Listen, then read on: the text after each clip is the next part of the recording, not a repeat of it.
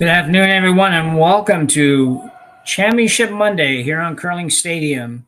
Only 3 games and 4 teams remain in the hunt at this year's RBC Dominion Securities Western Showdown, and we are going to be bringing you semifinal action between Matt Dunstone and Brad Jacobs. Jim Nix here with Rory McCusker on a mic, and Connor Sims and Rory handling the production and cameras. This should be a great one, Rory. Absolutely. These are two teams I've always kind of thought of as having similar play styles. Two skips, anyway. I've always thought of Jacobs as kind of like a no-nonsense kind of skip.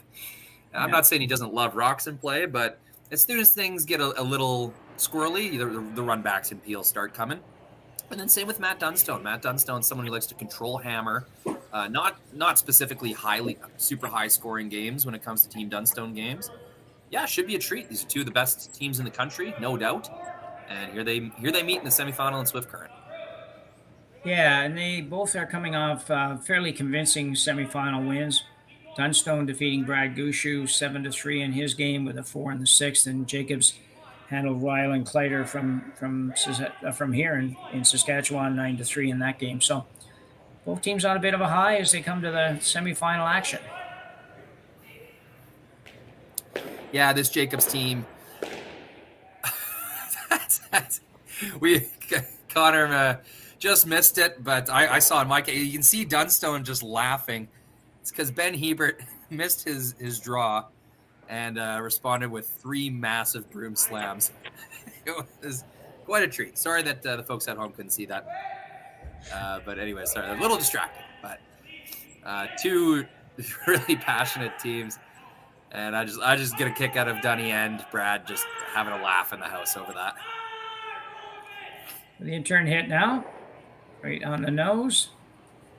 Ryan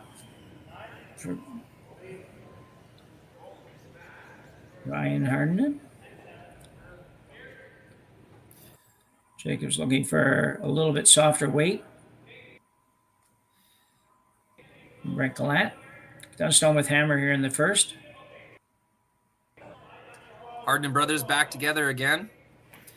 You can see EJ's like physical excitement of being back on the ice in competitive curling. You know, it's never easy to get kind of dumped, you know, in any aspect of the word. And so him leaving Team Gushu, I'm sure he was spending some eager weeks on the couch at home, like waiting for his next opportunity. And here it is, one of the best teams in the world, Team Dunstone, and he's really relishing the opportunity. You can see him very much enjoying himself on the ice and instantly bringing a lot of experience to the Dunstone team. Already pretty vocal, really engaged in tracking the paths and doing everything that a second rock throw needs to do. And I expect a big game out of EJ. Yeah, it should be a good one. Dunstone now will ask EJ to play the hit. Maybe a little bit of a roll if he can get it. First end's usually a little tougher to kind of be real precise on the weights and line and everything, so it's just a little bit tough to make the roll a little tougher than it will be after a bit.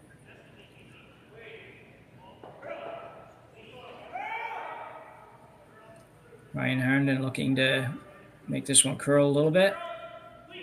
Doesn't look like he's going to quite get there. Might hang around, though. It's a fantastic shot with hammer, getting way out on the wing like that, especially with another counter down the center line. Jacobs will have a lot of work to do to prevent Dunstone from having a shot for 2. Yeah, a little bit safer here, too. We talked a couple times about the circles or rocks, whichever way you want to word it, just being a little less lively than in some facilities, and they're fine. It's just you just have to realize what you have to hit of the stone to get a roll, and teams have zeroed in on that a little bit the last few draws. Certainly I've seen people be a little more accurate in where they have to hit as opposed to the first part of the week. Jacobs now asks Gallant to peel off this guard.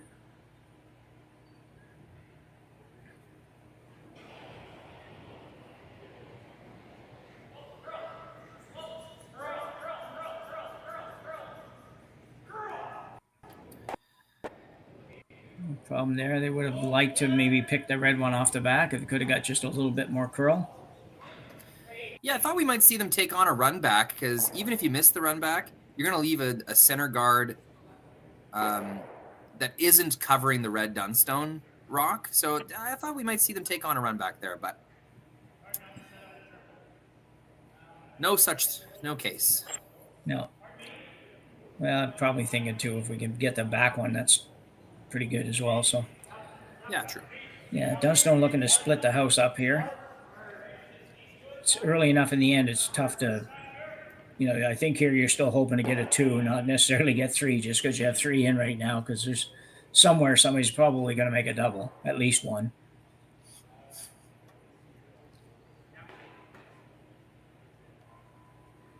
So the intern draw to the wings for EJ Harnden.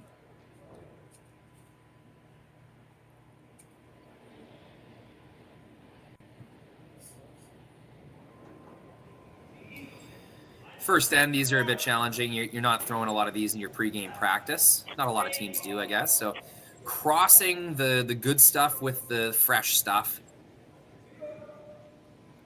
Always a bit of a challenge to throw and sweep. So now it's in the more glidey path. And as it finishes up, it'll get more into the grabby stuff once again. So not exactly where it was called, but a fine spot. Yes, and absolutely love the technical terms for the game. We don't hear those all that often, so that was great.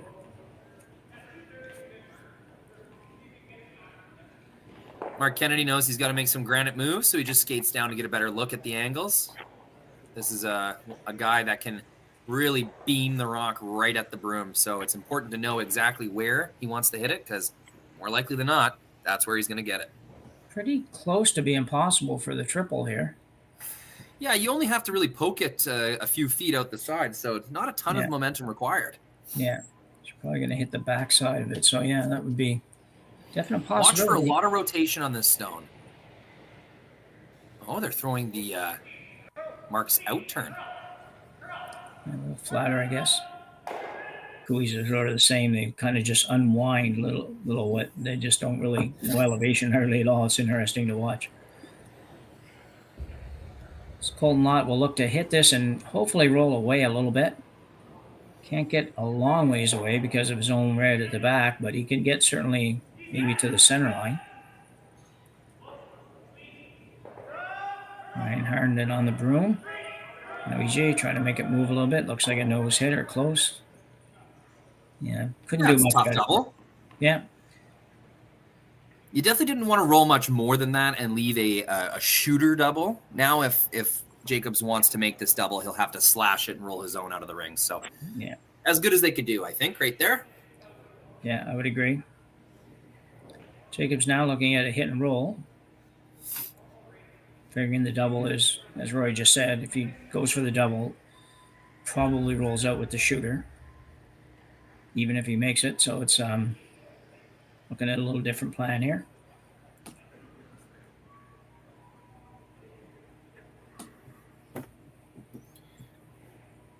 Yeah, they must think it's more valuable to it's going to be more advantageous to get their shooter in a tough spot to remove more than it would be making this slash. You're serving up the blank on a silver platter if you make the slash double. So this call makes sense, especially on his first one. Why not give it a try?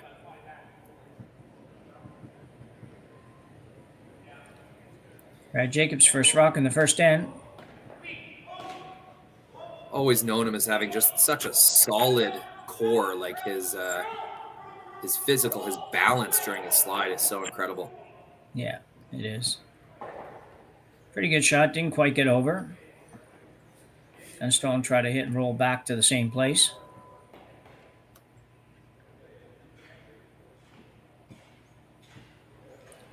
Looking fairly good at this point to get us 2. You might see Jacobs take a run at the double the next time around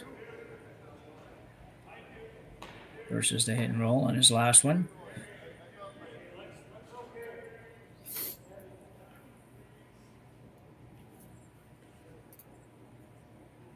I want to take this time to say hello and welcome and thank you to our 820 viewers right now. That number is going to increase throughout the game. Thanks for tuning in, supporting Curling Stadium. We really appreciate all of the support from the fans, liking and subscribing to our page. It's not just for our own hubris. It helps the YouTube advertising metrics when you do that. So I hope everyone's enjoying their free curling on YouTube and sending this YouTube link to their friends and family and saying, I'm watching curling on YouTube, and you should too. At Dunstone now. Well, left it so it's a much easier double than it would have been previously, should Jacobs want to take it on. It's also maybe a little easier hit and roll than the last one because he only has to roll a couple feet, but not a big surprise to see him be looking at this. Don't think he's ever rolling that far.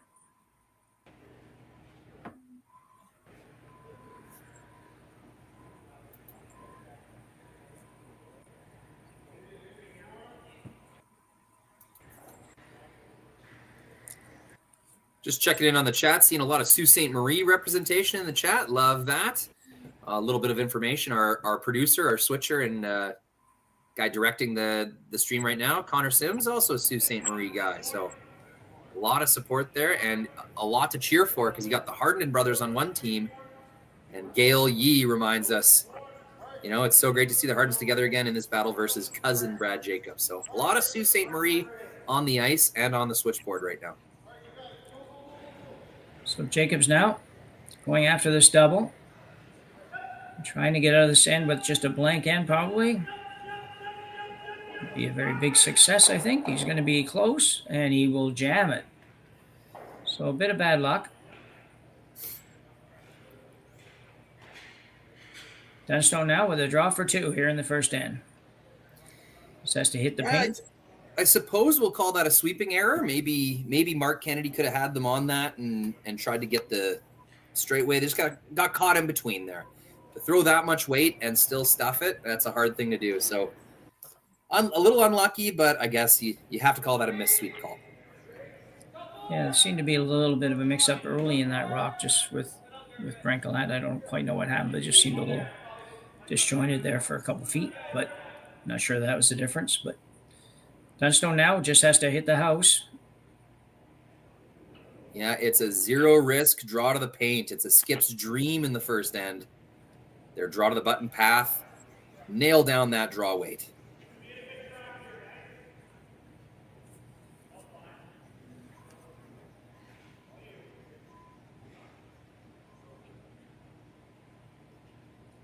He's working fairly hard actually to get this one there, but he will get there. End up in the 8-foot.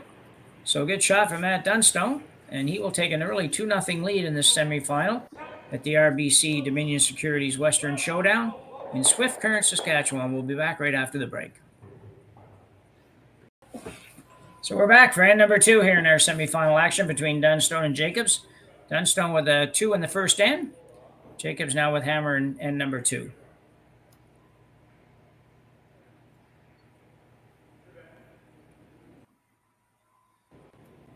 Yeah, I had a rock slip into the rings for Dunstone, or maybe they were trying to put it in the rings and it came up light. I actually honestly wasn't paying much attention.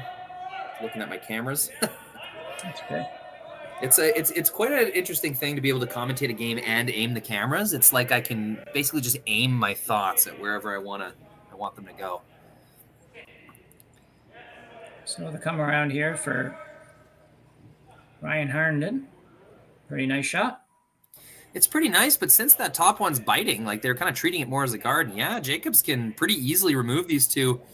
And at the end of the lead rocks is going to have two rocks in the free guard zone with Team Dunstone having nothing in the ring. So it's going to be a pretty big advantage for Team Jacobs. If Benny Heebs can make this out-turn double, always exciting as a lead when you get these hit shots.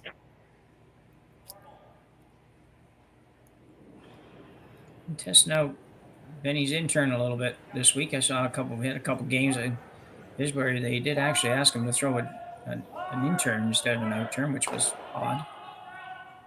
But not for this kind of a shot. Looks pretty close.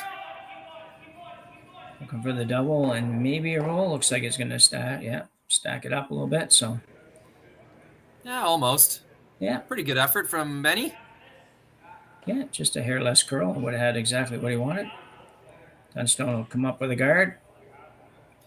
Ben Hebert from Saskatchewan originally. He's been in Calgary for quite a few years, but always fun when he comes back to the province. There's more than a few Ben Hebert fans here in Sask. I'm sure he's got lots of family as well. Probably a Rough Rider fan, I would imagine. I think I've seen that in the past. Yeah, he had a friendship with Bo Levi Mitchell of the Calgary Stampeders for quite a few years. So, and he's lived in Calgary a while. I wonder if his fandom has swayed. He better not admit it here in Swift Current, but.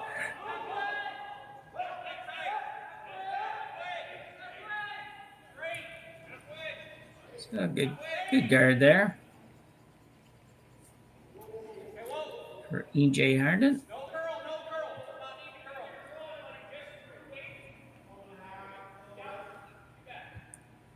Quite a bit of front-end brother action this weekend. We had the Marsh brothers with McEwen this morning and the Harden brothers this afternoon with Dunstone.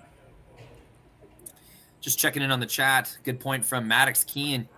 Dunstone is running the club event so far this year. Hope to see if he keeps it going today. That's true. Dunstone has had quite a lot of success at these high-tier club events. We haven't seen him in a Grand Slam final or semifinal. I'll have to double check that. Definitely haven't seen him in a final yet. But these club events, they've been performing very well. That's going to be kind of like a happy split. Was that the call, Jim? Yeah. Yeah, it's worked out pretty good. That's a rock way out on the wing and a buried stone in the 12-foot. Really good trade for Team Jacobs there. Yeah, it was very nice. Have to switch gears for a second. Team Dunstone up 2. They'll hit the open stone. Probably the smart move. So EJ Harden now. Look at the hit. Hang around. I'm not sure that they want to roll here. Whole lot going hard to hold it. Right there. Ryan's going to try to make it curl a little bit. They are going for the roll. Should be close. Roll a little bit too far. A little too far. That's a tough roll, though, to come all the way over like that. So a pretty close shot. And keeping 2 rocks in the 4-foot, no double available. It's a pretty good result. I'd give him a 4 out of 5 on that. Yeah, I think that's reasonable. Yeah, that's how you and I really start getting in trouble, Jim, is when we start statting the games as we commentate. That's how we get the chat really mad at us.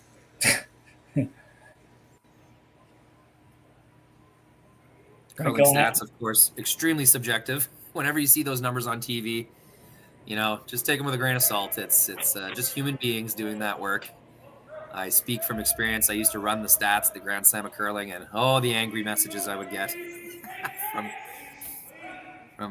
you have my son in the 60s. He had a perfect game.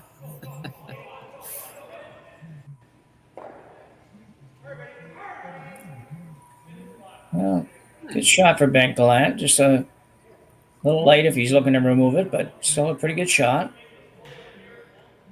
Yeah, I'm surprised at that weight choice because it seems like that was intentional. They must be waiting till later to see if they can ever count that top yellow stone. Really good positioning, that the shooter, though. That's going to be tough to remove. Yeah, it does so pretty well. Has to roll towards the yellow corner. Yeah, with a jam on either side of it. You nose it, you jam, and if you get half of it, you jam. So really specific spot Colton's got to hit here.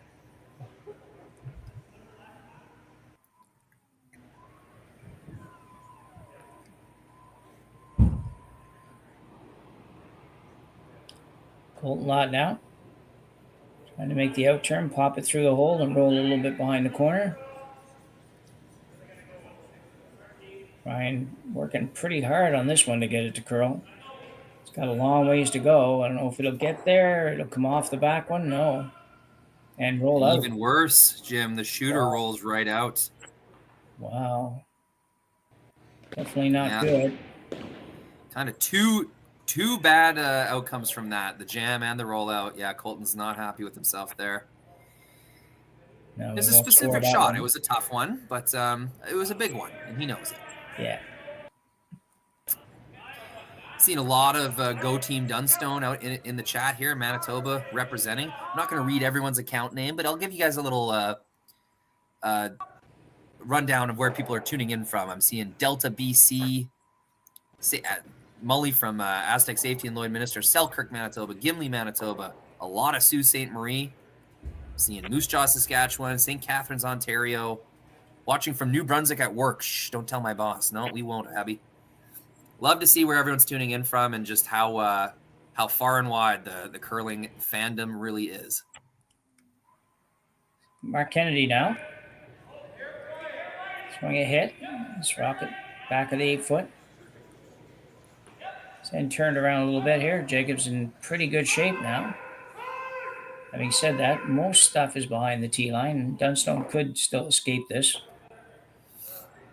Good shot by Kennedy. Just a little roll there, Jim. Thought they might go all the way to the wing.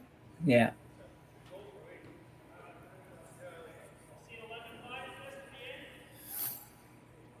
It's a more manageable shot for Colton. A nice little roll here is going to go a long way. Get to the back of the 4-foot, kind of good positioning on top of the other Jacob stone. In a lot of trouble here, Team Dunstone. I agree.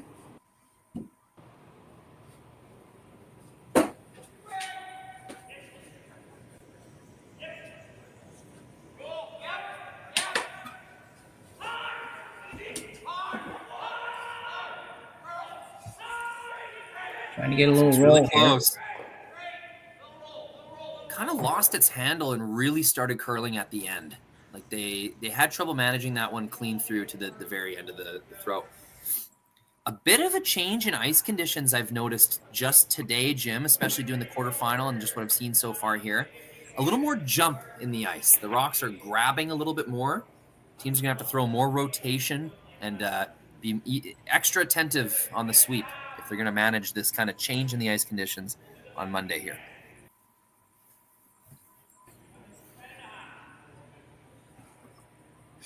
So Jacobs asking Mark Kennedy to make a little hit and flop. Put Dunstone in a bad way here.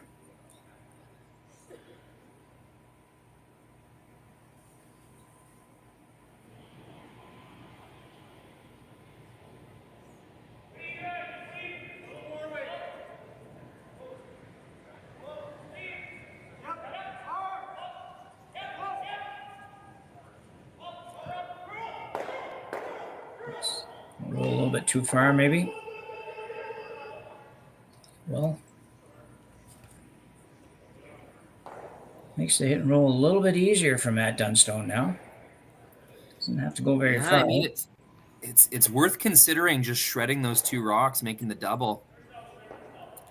I mean, if you do that, your shooter's going to roll out. Jacobs will draw a better one behind that center guard, and then you still might be looking at giving up 3. So I think I'm with you, Jim. The hit and roll is probably the play.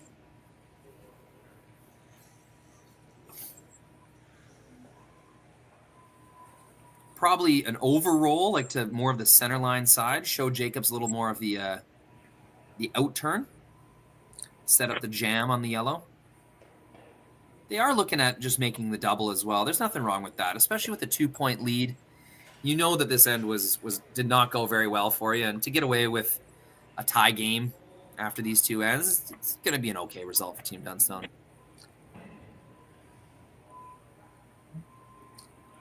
Yeah, if you can make the double and stay there and have Brad have to play it, then it's not a bad effort at all. If you roll out, then Jacobs comes around the guard, and you still might be looking at 3 by the time you're done. But you can see Dunstone kind of taking his jacket off, got caught on his sleeves. That's my least favorite part about skipping is constantly taking that thing off and your gloves and, dropping your just managing the jacket and the gloves. It's frustrating stuff.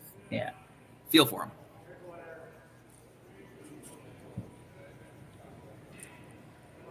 Pretty solid weight at this. Makes me wonder if it's not the double that we got coming down here. No. Worst case scenario, Jim. I know. Well, I shouldn't say worst case. You could have flashed it. But if you're going to make that decision to not use your shooter, you really want to make sure you make that double. Yeah. And that for these guys, that was a pretty simple double too. That really wasn't a shot that should have caused a miss for sure.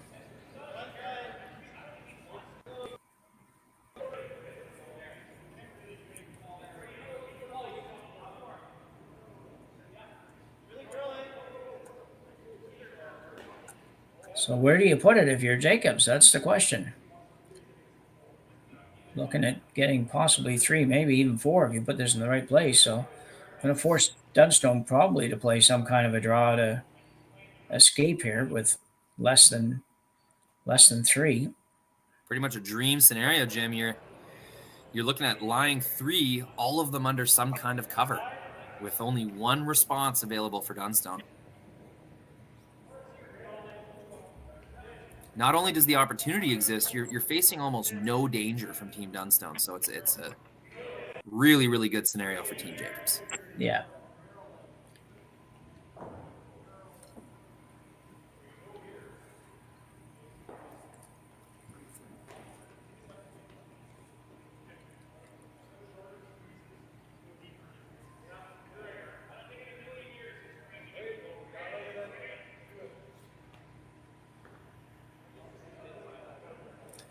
So if I decided on a draw, basically, well, I guess maybe they haven't decided. I thought they decided they were going top 8 around there, but doesn't look like maybe they have.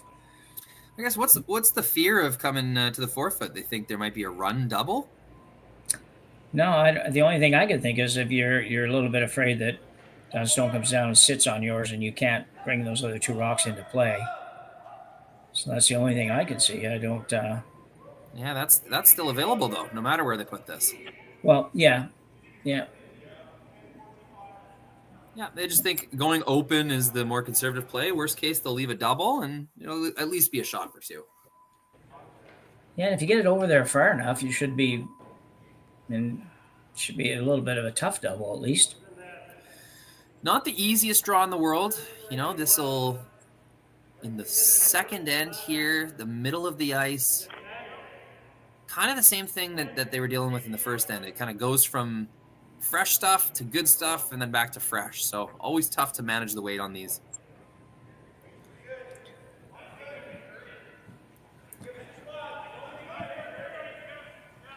Yeah, you could take this right to the back of the 8-foot here and even it up with the one in the house. Got to get off that guard first. It will, but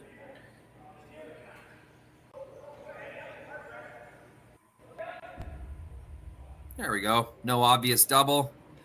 I think that's about what they were trying to do. Going to take another run at it.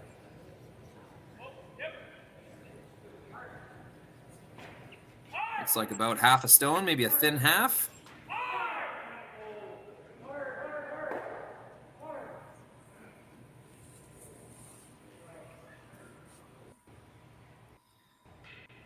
Well, a tougher double than his previous shot, but certainly a double that you expect these guys to make more times than not. Yeah, it's a very consequential shot. It's the difference between giving up 2 or 3.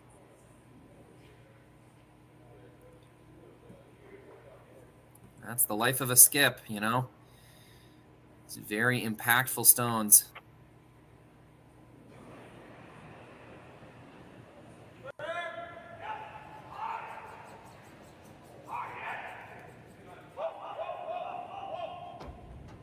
So Matt Dunstone now looking to make a double and get out of this with a 2-ender for Jacobs. Hard on it right away. Half a rock gets the double. No problem at all for Matt Dunstone. Brad Jacobs now with a draw for 2. Let's see this one. Yeah, it's a huge bounce back after missing the first one.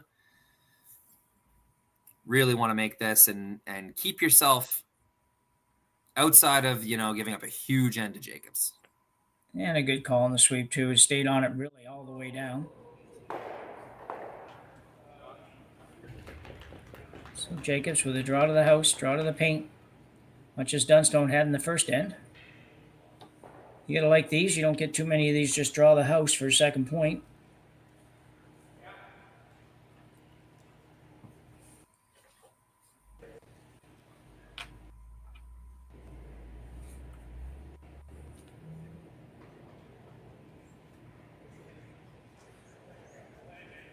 Ooh, Benny's on this right away.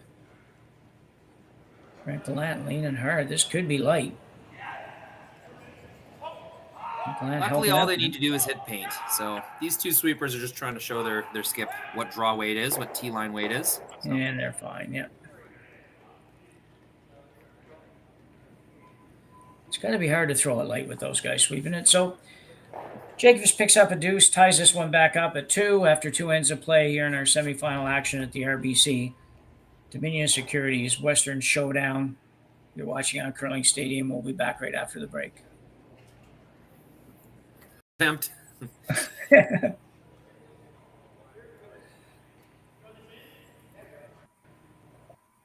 So at number 3, getting going. Here at our semifinal. Take an extra second to see if this rock was on the center line, Jim.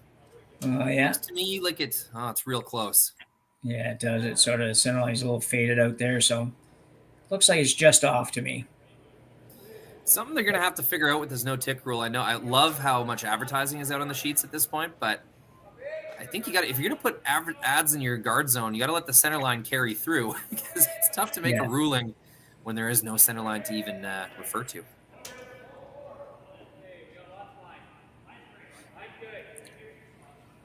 So come around for Dunstone now.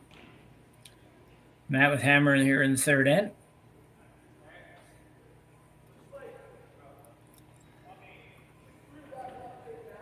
Deuce followed by deuce to start this game. We end up tied again in the third. Dunstone started with hammer, and here they have it again. So nothing changed. 6-end game begins. Tie score. And Hebert with the outturn freeze, really.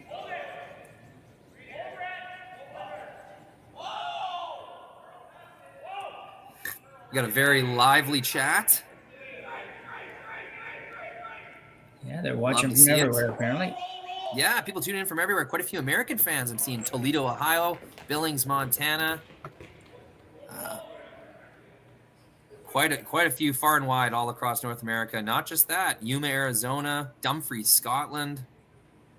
All sorts of curling fans tuning in from here, there, and everywhere. Yeah, don't forget the Tim Hortons drive-thru. Yes. Ren is currently in the Tim Hortons drive-thru. If anyone wants anything, just let Ren know. Ryan Harden out. Follow it down.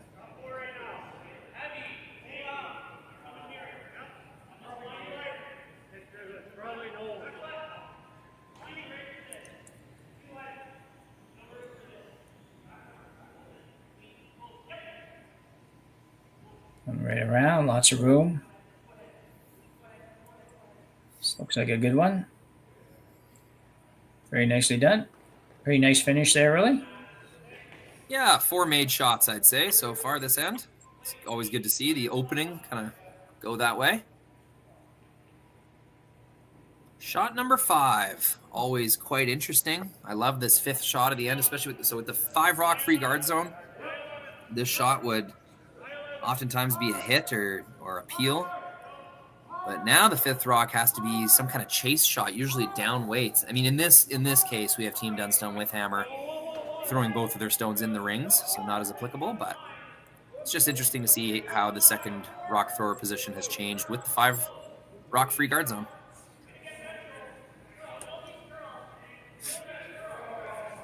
This one's out there quite a ways.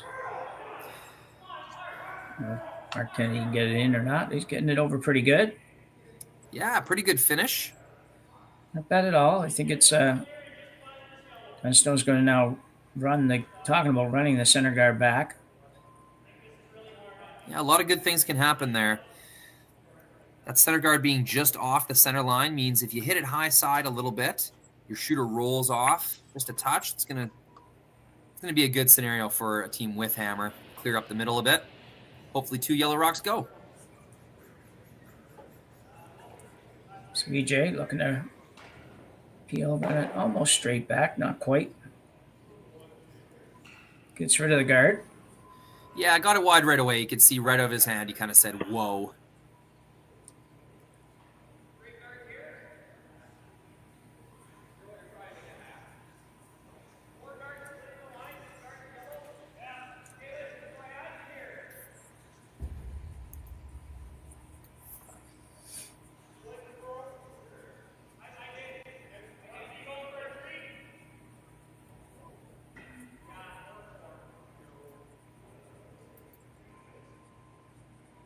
Brent Gallant with his second here in the third.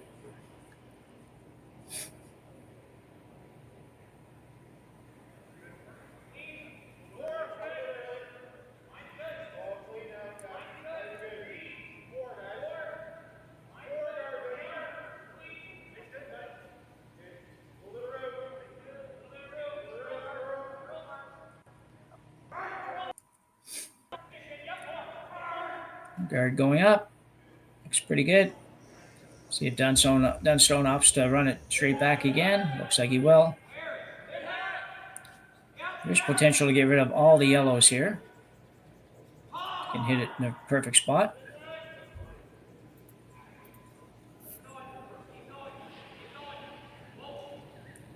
Certainly make contact with them all at least. And going hard again. Not going to get it again. Oof. Got rid of all of the wrong color. Yeah, that's always the risk when you throw shots like that. It's always just a fraction away. Perfect is usually a fraction away from a disaster. So that's just the nature of these types of shots.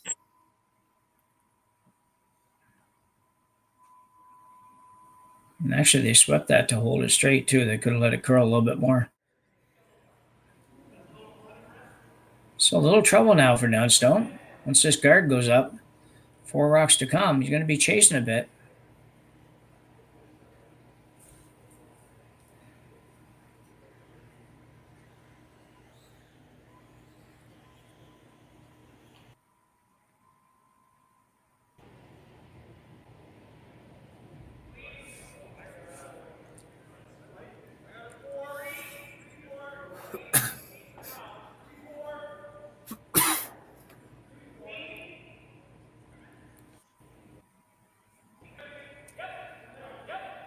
Be very long guard.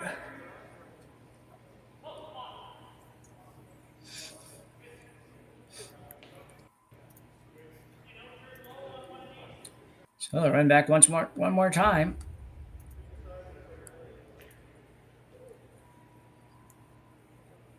Really need to make something happen in the house on this one. Be nice to get them all, but certainly need to move them around a little bit.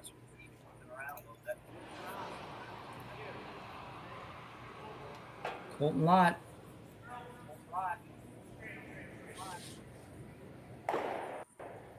No, not again. Yep.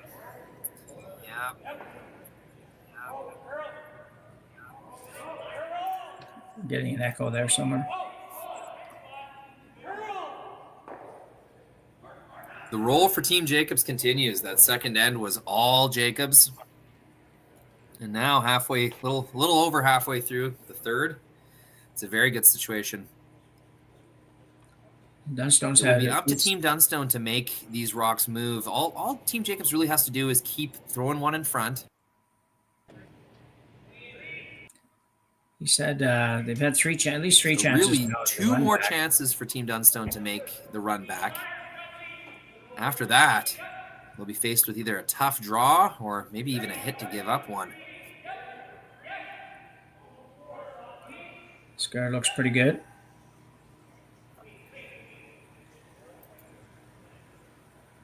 Should be fine. Dunstone might decide to play the back one now.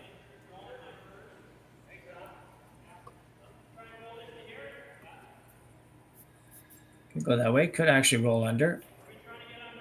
A bit risky, but not really a lot, I don't think. It's a long way to go with 2 rocks to get it. So it looks like it's always helping people out learn how to use YouTube and their computer a little better. Just so you know, the other semifinal is being streamed. You can side-by-side watch those on your PC. I don't think a smart TV you're able to do that. Maybe there's multi-viewer on some smart TVs, but if you're watching on your laptop, you can just get two browser windows open. Drag the one to the left side, drag the one to the right side, and boom, you got 2 curling games to watch. That's a little trick. Just got to curl a little bit more. Looks really good. Oh, maybe another trick would be to get one game going on your smart TV and the other game going on your phone or tablet or laptop, and that's another way to watch 2 curling games at once. So, unlike the major networks, we encourage you to change channels and watch some other things. All these games are available on YouTube, so power to you. So the attempted roll inside might not Up to have been about there. 2,000 viewers with us right now, Jim. That's not to mention all the people who will watch later on. So thank you so much for tuning into Curling Stadium, supporting what we do and supporting competitive curling. Okay, so the little inside roll that they were trying to make. So no peel from Dunstone. They choose to play into the rings. I was wondering when that might happen. They get just as tight to the top yellow one as they possibly could. So turns out there was no inside roll available. Are you hearing me at all, Rory? Connor, are you hearing me? Oh, I think that was my fault, Jim. I think I had some settings wrong. Okay, sorry I was about that. talking away. I couldn't figure out why. You were just talking over me all the time, and I thought, I don't know what's going on there. So now I know. Just a production thing. No, I just think I'm smarter than you, Jim. I just gotta get it all out. No, well, that's quite possible too. I don't mind. No, I'm toying away with settings over here, trying to get the on ice audio working through my headphones. But sure, no sweat. Sorry about that. No, it's okay. Jacobs now will look at removing this red one. Had Dunstone in trouble this whole end. Dunstone just couldn't seem to make one of those run backs.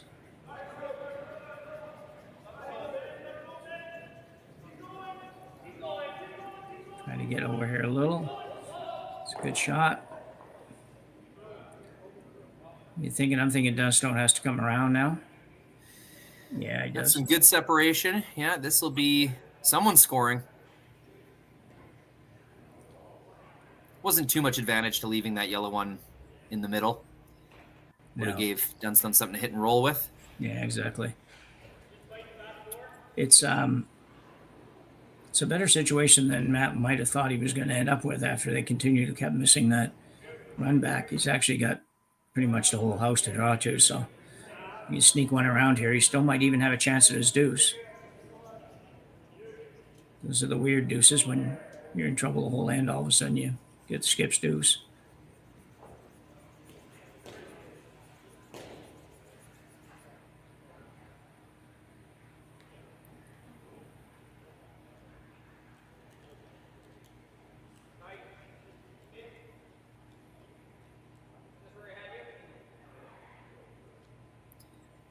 A lot of opportunity here. There's a good way to draw this right around. And with the center guard, Jacobs will have a tough time tapping his own back. So there is a really good spot that Dunstone can get to here.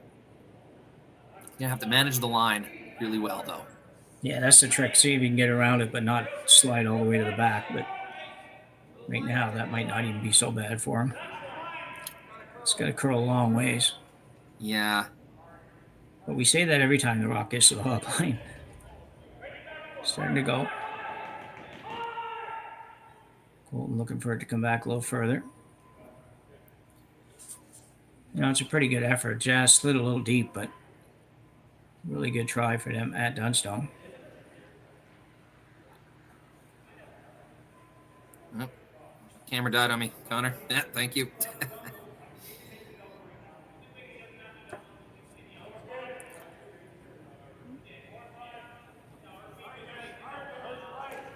Well, for the first time this end, the Jacobs team at least has to think about what they're doing here.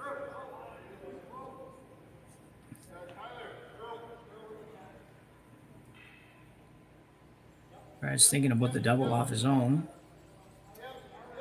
Seems a little bit radical for right now to me, but I think all you have to do is get shot rock, Jim. You don't even really need to be buried. Yeah.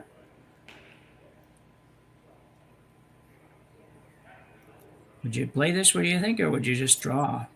It's like this is showing us who's playing the game right now. This is showing us that Brad Jacobs knows exactly what he's comfortable with. And right now he's comfortable with an angle more than he's comfortable with managing line and weight. Yeah. The ice definitely seems to be a little trickier in terms of weight management than it was previously in the week. So I can understand that playing a factor, but I think end of the day, this is just Brad Jacobs and it's his comfort zone. It's what he likes doing. Yeah, probably correct, really. So Brad Jacobs, his last one in the third end here, attempting to make the double off his own. And he will probably be close on this. Throwing the out turn. Got to get a little flatter action off the. When he makes contact, it's going to be in the neighborhood. There it is, and roll up, and even better than expected. Very nicely done for Brad Jacobs. Have another look at it. It would have been good even if it had just made the double and stayed right there, but it actually rolled back up a little bit into the button.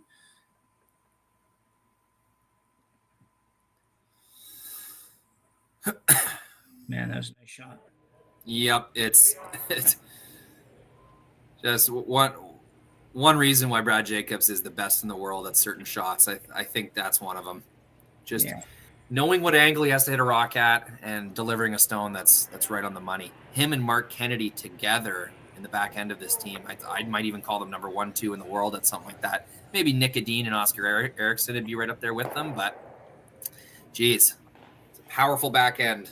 Yeah. So Dunstone now facing 2.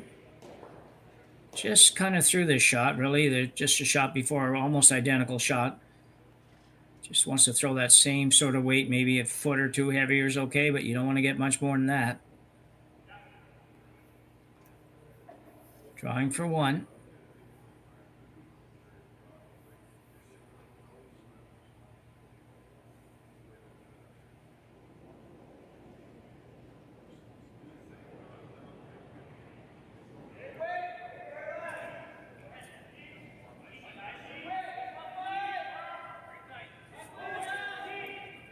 Nobody doing much with this one yet.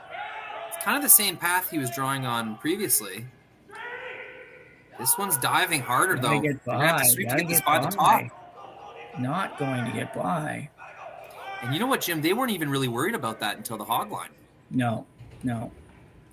Should have been. So Jacob steals 1 here in the end number 3, and we'll take a 3-2 lead to the 4th end when we return. All you.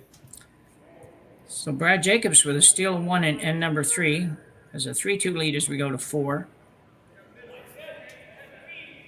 Dunstone a little unlucky in his last one. You just don't know if they just missed the sweep call, Rory, or if it just did jump a little bit on them and they weren't expecting it. Yeah, it had to have been, like the way that the sweepers reacted to it, right? They didn't seem even worried about it until the very end. So that's we got to assume just bit a little bit. And in the quarterfinal game I was doing this morning, there was quite a few rocks that sweepers weren't concerned about it. Line caller wasn't concerned about it. And then all of a sudden, bit of a curl. So a little bit more bite to the ice. They're getting they're hitting some patches that are grabbing and curling. Yeah, because perfect weight by Dunstone. It was just that back button weight, really, and back 4-foot weight, maybe somewhere around there, and it was perfect for weight. But anyway, 4th end, though, for Dunstone. A good end for him to score and get back on track. Center guard up and a corner guard up. Yeah, first steal of the game, but I think it's pretty well deserved. Jacobs has been outplaying Team Dunstone through the 2nd and 3rd ends. Yeah, absolutely. That was, they've done nothing till Matt made his first shot there in the last end. They hadn't really made much up until then. You have another look at this. As Rory says, it's one thing to make this double and remove the red stone, but it's another level of precision to click it and sit right on the pin once you're done, forcing a really tough kind of draw tap for Team Dunstone. So sometimes in curling, when you're the extra precision, like that last percent, like making the shot 100% goes a really long way. For sure. So Brent Gallant now.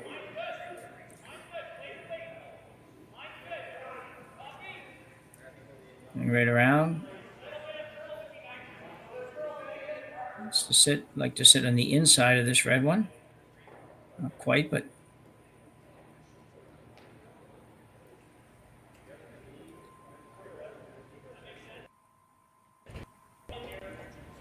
interesting call option by here. Dunstone looking at possibly going around the corner. Good look at the outdoor stands, or the on-ice stands in Swift Current. I absolutely love watching the game at ice level. Yes, it's a little chilly, but pour yourself a little drink and cuddle up to some friends, and it can be a really fun time out there. And I can tell you, the curlers absolutely love having the live audience. Most of them do, anyway. Yeah, EJ Harnden now with that same intern that everybody's been throwing here. Just trying to set up some angles and decide when the angles are really in your favor or not before you do anything else.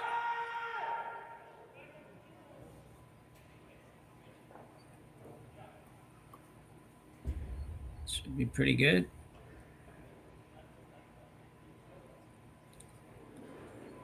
Brad and Matt talking about the ice there, basically.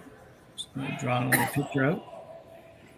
Tough to say who's got an advantage with this setup here. I mean, some good overlaps. I think both reds will leave the ring. I mean, all 4 rocks leave if you hit them hard enough. So, yeah, for red, it's a little hard for them to get that middle yellow there to move far enough. Otherwise, I would think that Dunstone will be set up a little bit better, but not so sure. Jacobs is currently currently shot, and they're throwing the next rock. So let's give it to Jacobs. Bit of an advantage, Jacobs, but something tells me, Jim, this center line dance is coming to an end with Dunstone's next rock. Yeah, I think you're right. Got to be soon.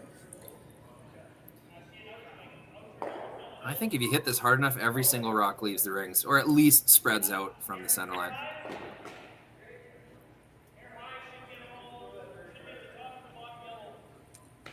Yeah, definitely going to be some action. You got to make contact.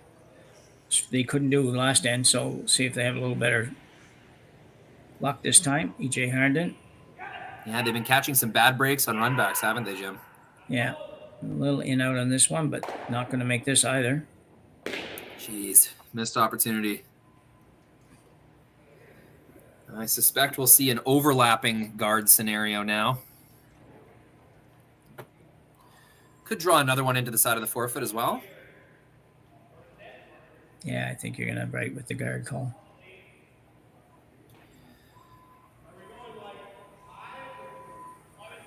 Yeah, it was a pretty short run back as well. EJ will be disappointed in that result. Had to make something move there. Yeah, definitely. It's you weren't super fussy on where you even hit it. You just had to make contact first, basically to rattle stuff around a little bit. Everybody's going to have a look at it here. Figure out who's the best pool player. We're done.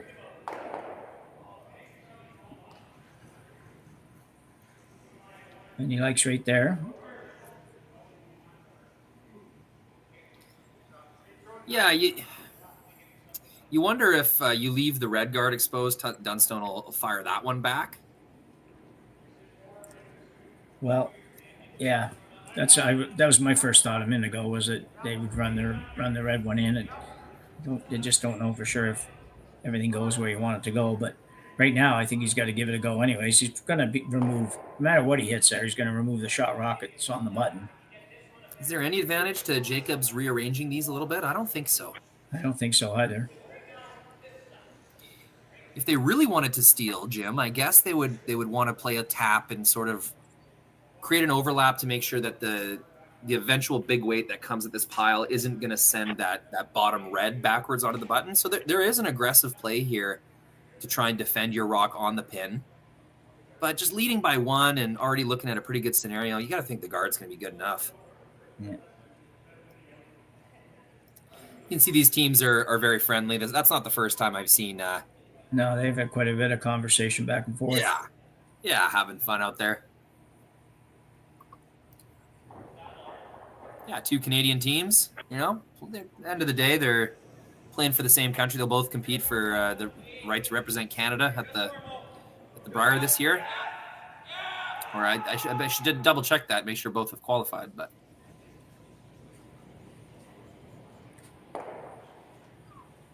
so Mark Kennedy,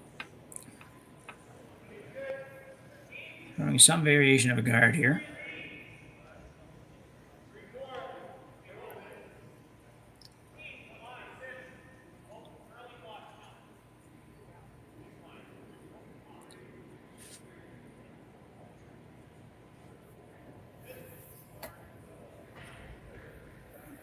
So we'll see if Dunstone chooses to. He's going to choose to pick that one out.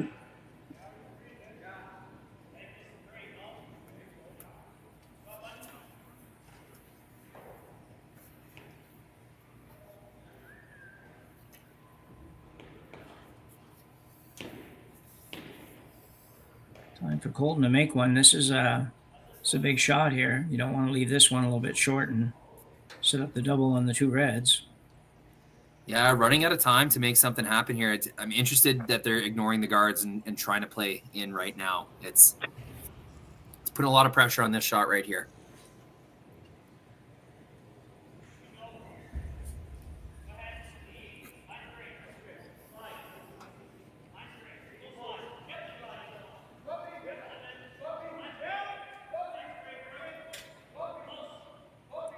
Does look pretty good though. Stay close to it. Doesn't get away from you. Super nice shot. Yeah, that's they guided that right to the magic spot. That's exactly where they wanted it. Now you got to defend both an out-turn tap and roll and a potential run back. You see this again, and just perfect shot. Yeah, the run back's definitely looming there, that's for sure. Like so now, hitting that on the out-turn side is for 2 or 3. If Dunstone was to make the last shot of the end right now, he could get 2 or 3. So this really flipped in a hurry. Yeah. Jacobs is indicating that those 2 reds at the top of the forefoot, the overlap isn't that good. Like if you get some momentum going on the top red, both reds are going to go. And I'm not even sure if the yellow leaves the button area. Well, I don't think it does now. That's the only bad thing. If there's something bad about that shot, it's where before, no matter where you hit it, the yellow was going. Now I don't think it actually goes at all. But I also don't know if you can get to the top rock to make all that happen. So there's not a lot of room to work with there.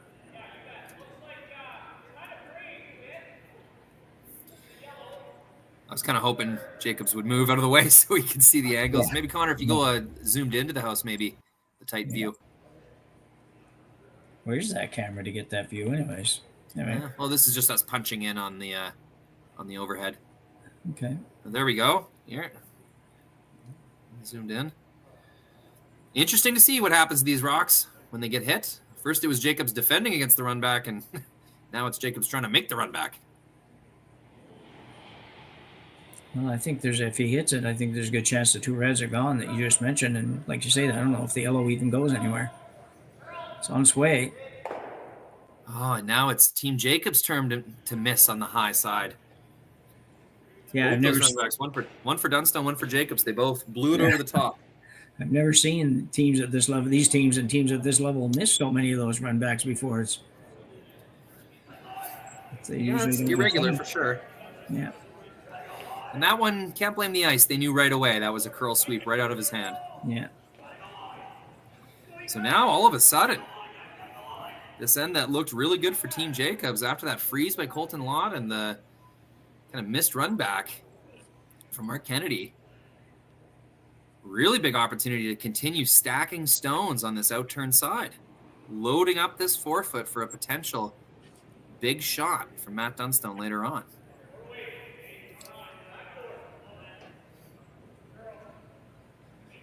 Colton Lott really throwing the exact same shot he just threw.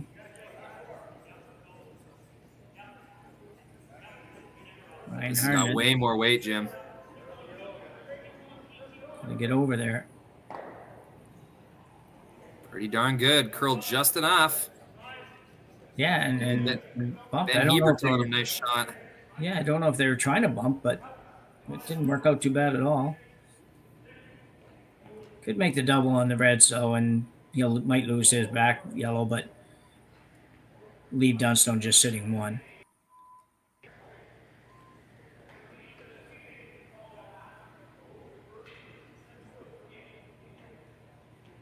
If you sat right there, that would be not a bad result.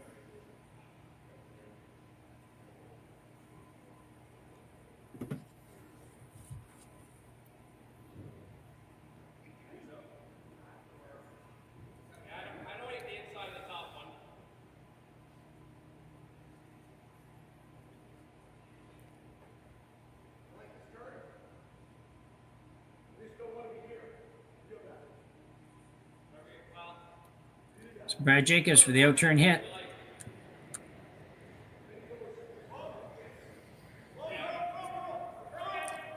A bit of weight.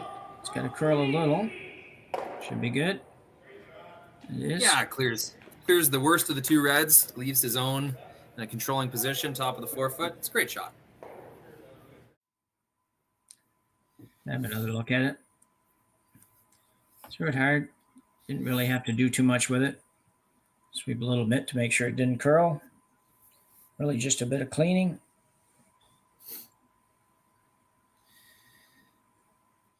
It's a good shot. Makes it a little bit tougher for Dunstone. He's going to come right around on the intern side. He's been good with draw weight. Certainly an easy removal of that red one. That's the only thing. If you get this in the right place, that won't be a problem either. Yeah, where's the perfect spot, Jim? Do you want to leave it right snuggled up to your own red to make sure that it will stay if there's another kind of hit thrown, or do you want to come right to the tee line and make sure there's no double on the outturn side? Yeah, I think you want to come right in, right behind. You can come right behind the red back of the button and you'd be fine, because Jacobs, I think, would throw the same shot he just threw and remove the one and let you have your draw for two. I think that's what I would imagine what would happen. Yeah, I think I agree. Dunstone's first. He's thrown more draws than Jacobs, that's for sure. Yeah, and this is a big one. Really needs to be number one or number two, whatever it is, at the back of the forefoot here.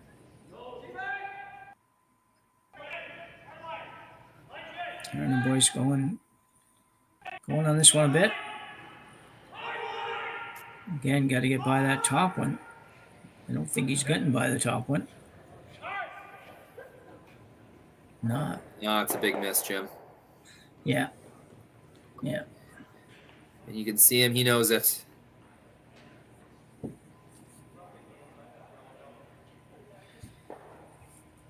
He will have a relatively simple shot probably on his next one, but Jacob's looking at possibly the doubles on the reds, but I don't see him playing that.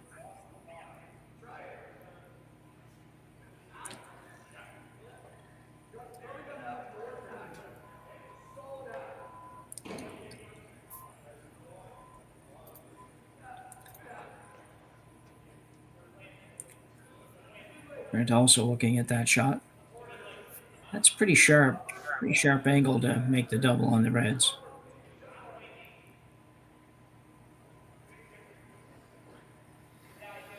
Yeah, is it ever? But that's what he's going to go for. The reward is so good, Jim, like leaving your two yellows right at the top of the 4-foot, 8-foot. Yeah. I think he might make the kind of slash shot on his own yellow, but he'd lose his yellow if he made that. So yeah. Doesn't want to leave any opportunity for Dunstone to score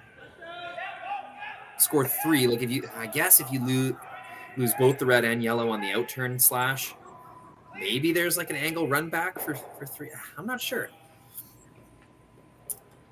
This is going to have to come awfully tight to the yellow one in order to make this shot. Yeah, looking for a little more than half the rock here. It's got to be close by the sweeping, and he does. Great shot. What am I talking about? Made that look really easy as well. Jacobs is playing very, very well here. Well, to be fair, Dunstone is leaving Jacobs his favorite kind of shots. You know, normal to upweight angle hits.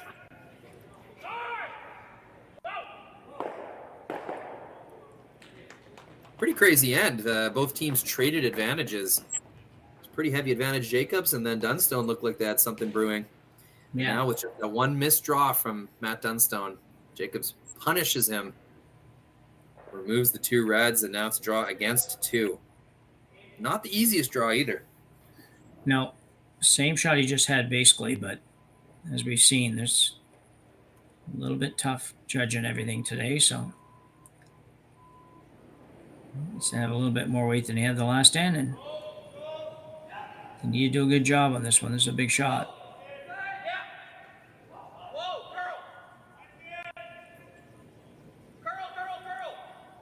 Boy, the Harnham boys are going hard on this. There they let up a little bit. That's a good sign for Dunstone. Make sure you don't oversweep it. And that's perfect. Very nice shot by Matt Dunstone to tie up this quarterfinal at the RBC Dominion Securities Western Showdown. Tied at 3 after 4 ends. We'll be back after the break. So all tied up after 4 ends here. In the semifinal action on Monday afternoon in Swift Current, Saskatchewan. For anybody that's not watching both games at the same time, the other game is tied up after 4 ends as well at 1. So a couple of really close semifinal games here. That Team Pierce has been the story of the weekend, Jim. And I'll tell you, I did their semifinal game, and they deserved to win that game. And Brent himself was playing very, very well. Had a great draw weight. Every draw he had was perfect. Kudos.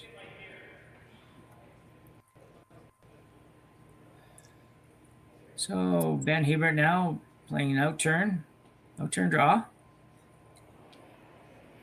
Ryan Harden seemed a little disappointed with his result there. I'm not sure why. Looks pretty good to me. I thought that's where they would have wanted it by this shot. I would think so. There's a chance that they really wanted to get the inside of nose and they just barely didn't get there. Yeah. Just being reminded in the chat, I was talking about some of the best big weight throwers in the world. I was mentioning Oscar Erickson, Nicodine. Yeah, Alicia D reminds me, you're forgetting the Mowat team. And yes, I am. Those guys are seeming superhuman right now. Yeah. Their ability. And I guess if you're talking about Scottish curling, you got to include Ross White in that conversation of best run back throwers and big weight throwers.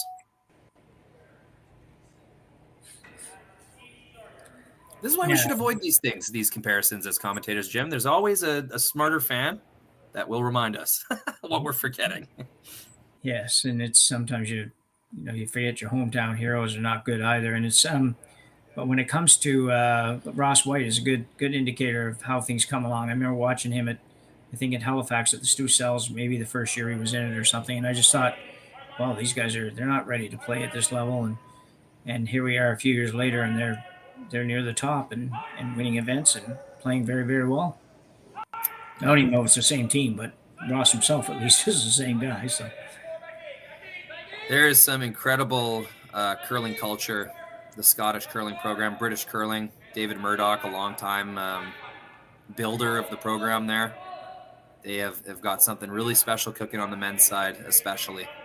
Yeah, you will see this. I was talking to Jason Gunlinson one night 7 or 8 years ago when he was still playing, and we were talking about the future of international curling and European curling, and he basically said, well, it doesn't really matter because they're all going to have to play Bruce Mowat. And he said right then how good he thought Mowat was, and yeah, that team is hard to imagine them playing any better than they are right now. Yeah. And so casual about it for the most part, right? It's just I don't know. It's amazing to watch. Really awesome guys, lover of the games. They'll go up to the upstairs, interact with the fans, with the other players. Taking it all in. Really fun dudes, that team. Yeah. Stuffs the fairly easy double peel. Yeah. Gets it really thin.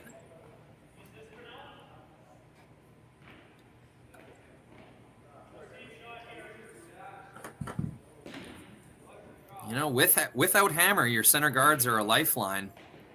And they had a good chance to take away both of Matt Dunstone's lifelines there. Left one. So EJ now will be asked to draw around that center guard.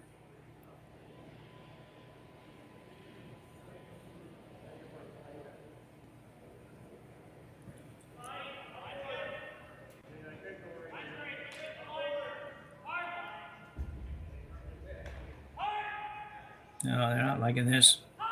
Yeah, it looks like they lost it. EJ's kind of sweeping a spot on the ice. This is not the first time we've seen a rock over curl in this exact spot. Yeah, that is odd. A couple draws have bit there. So miss for miss. We've seen that a couple times today, Jim. Usually those misses are few and far between, and it's a big opportunity for the other team to take advantage. But that's a few times now we've seen 2 misses in a row, one from either team. Yeah. Jacob's looking at the double here, or at least the That's his sort of the his double. brain Yeah. is just automatically calculating hit angles between rocks. And as soon as that came to rest, he knew he had a slash, a way in to remove that troublesome red rock in between his two stones. Big shot here, Brent Gallant. Opportunity to lie 3. Oh, it's just soft weight, Jim. Yeah, different than I thought. It's just looking to roll into the pile, I guess. Give the other red a little poke.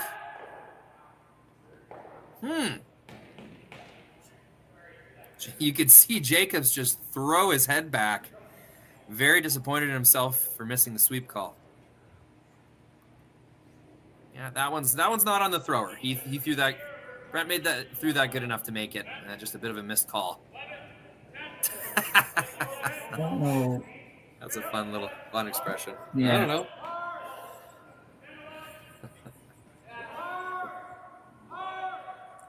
I think he's hurt himself very much with it, though. Really, Rory. Even if Colton makes a shot, you might have 2 reds, but they're not going to be in great positions, and I don't know. No, it's not the worst result, but I mean, it wasn't a dangerous situation really to begin with. No, I know. It was just an open opportunity to make things really good. Yeah.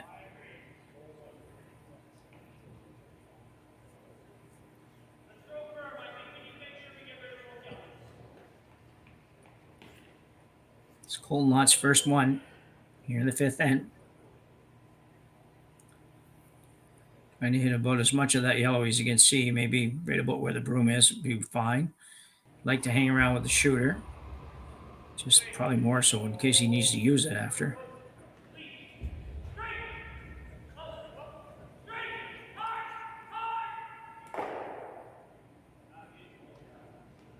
Everything stays. I think that's a fine trade. Yeah, that's as good as you were going to make, and pretty good shot. Double looks like it jams. It does.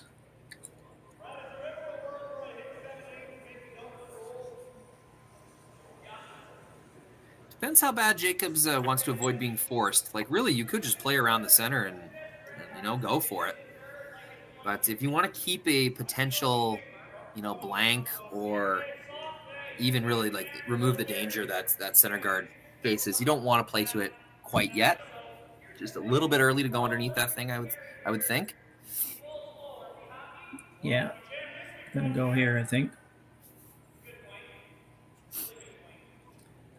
I'm sure you would hit those a little bit easier. Yeah, you could always. You could always just accept the jam, make a hit and roll on that top red.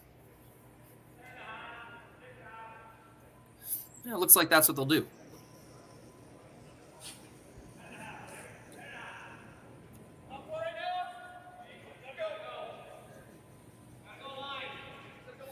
This guy behind Mark Kennedy, I've seen him watching curling all week long right behind the glass. It's been a great weekend of curling for Swift Current curling fans. Best ticket in town, that's for sure.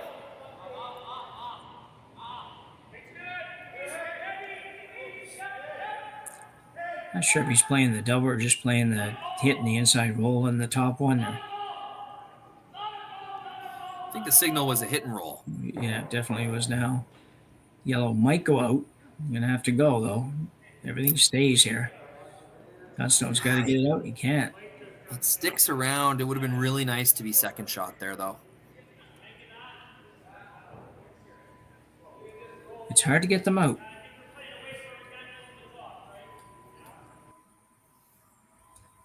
And just for Dunstone here, he can spread these out pretty good and maybe turn this into a force before he's done.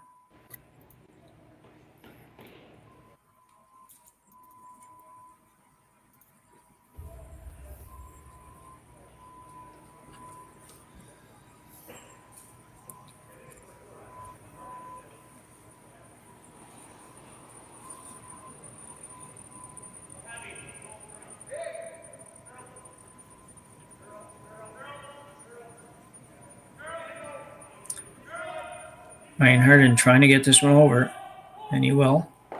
Might even make the double. And he will. There it is. So after all those attempts at what seemed to be much easier shots, they probably made the hardest double they've had so far to call.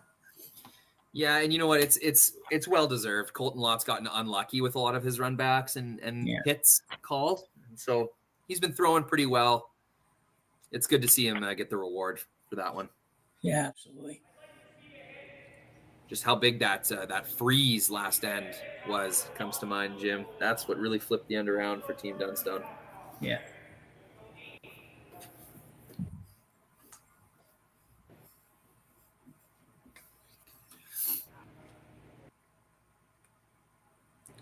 Okay, now playing the hit and roll as well. I feel like they'll roll all the way over. Might even try to squeeze out the double themselves.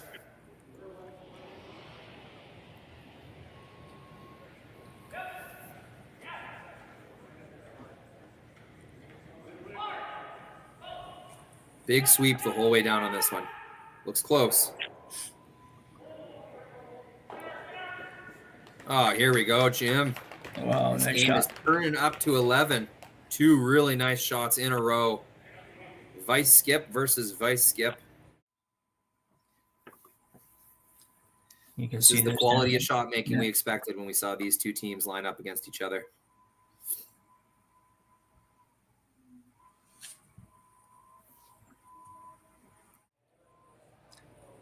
Good shot. Dunstone now probably needs to stay here. I think that, well, obviously if he rolls out, Jacobs will jump around the corner. He may anyways, but I doubt that he will. I think he'll probably hit if you hit. The reward for keeping your shot in the rings is pretty good because Jacobs then will likely have to address it and can't draw around the middle. But as we know, Jim, the only thing you can't do is stuff this yellow rock. The yellow has to leave the rings. That's priority number one.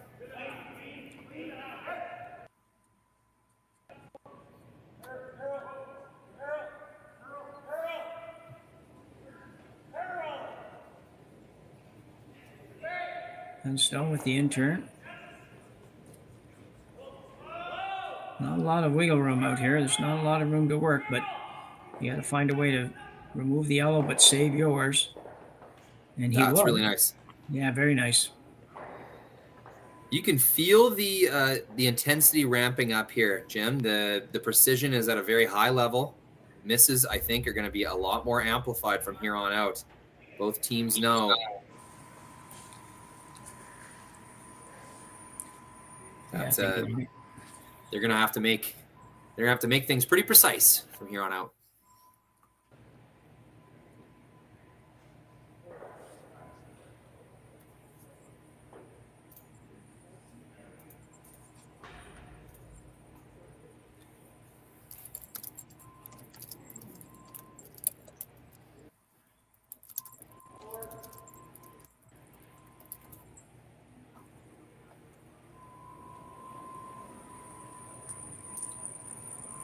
Brad Jacobs. Now, this shot might be too easy for Brad.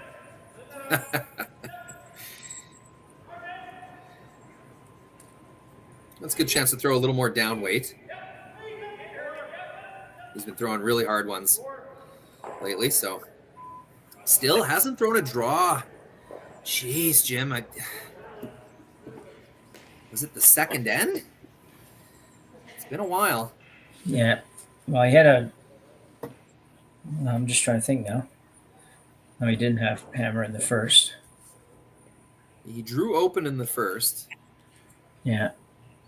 We had didn't he have just a free draw for two in the second? Yeah, because Dunstone had a free draw for two in the first, and he had a free draw. Yeah, that's what I thought. The second end was the last draw. Yeah. Anyways, it's getting further and further in the rear view mirror, and that does affect a thrower for sure. Of course, you're keeping times and watching opponent stones. You have your sweepers to consult as well, but it's a factor. Yeah.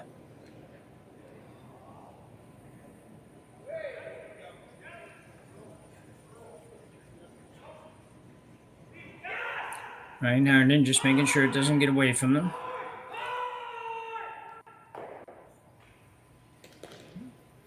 Yeah, almost a really nice roll right behind the guard.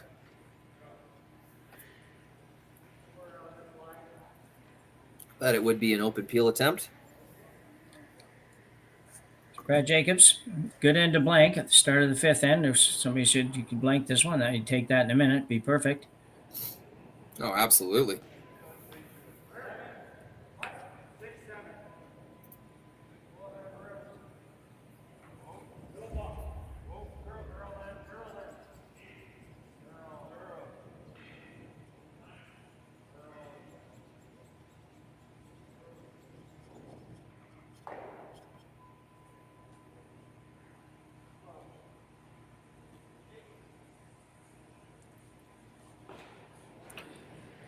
Brad Jacobs looking to blank here in 5.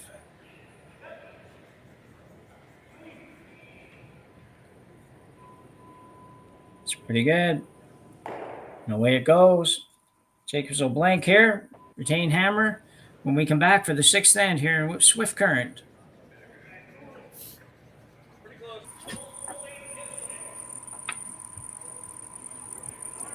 So back for end number 6. Tie game here between Brad Jacobs and Matt Dunstone. Jacobs with hammer here in 6. Whether you're watching on Curling Stadium, we're very pleased to be bringing you these games and look forward to your support by subscribing and liking our channel as we endeavor to bring you as much curling as we possibly can across the country.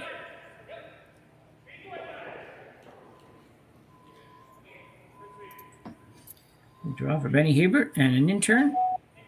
It's all good.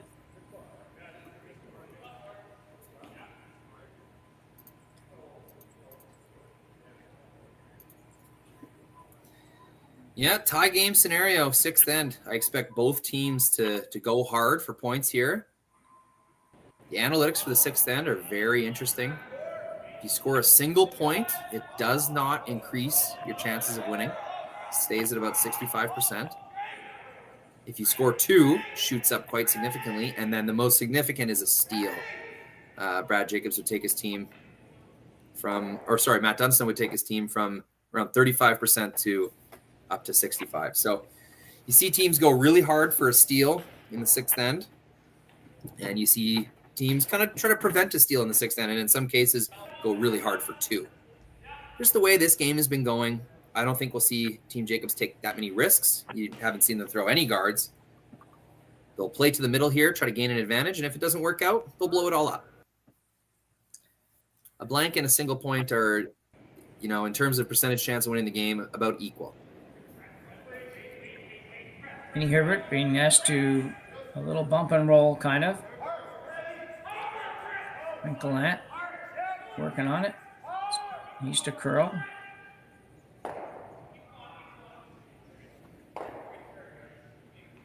Yeah, good shot for Ben.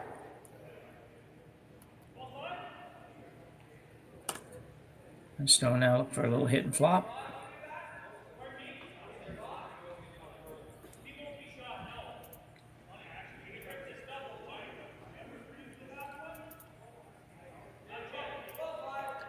Stone doesn't like the double. He knows if he makes the double and rolls away, that Jacobs might just peel that guard and run it out.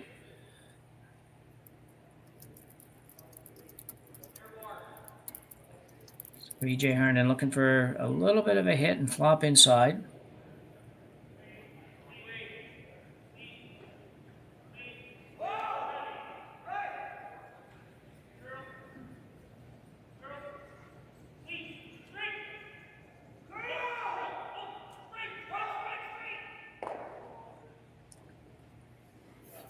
That's a very good shot.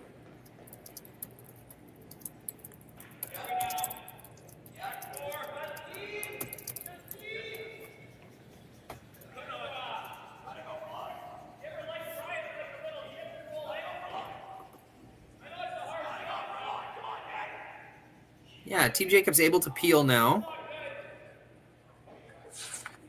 They see that they're shot rock at the back, so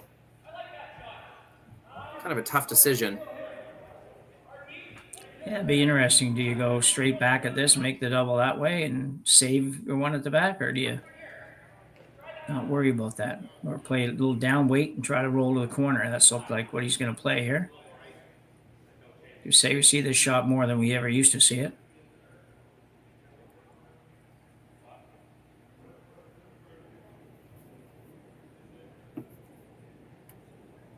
Brent's not maybe 100% sold, or he's just trying to get straight on what weight he's supposed to throw here.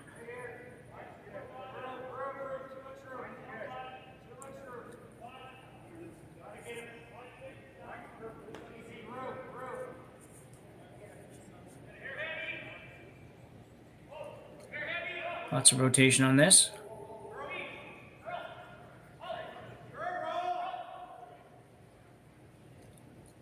This could be really good. What a brave call. Almost rolled it on. Yep. Might be on yet. Nope, not quite. Just had to make sure he missed kind of that way. Make sure you get it out of the way, if anything. Rolling that into the rings would have been a great bonus, but that's a fine result.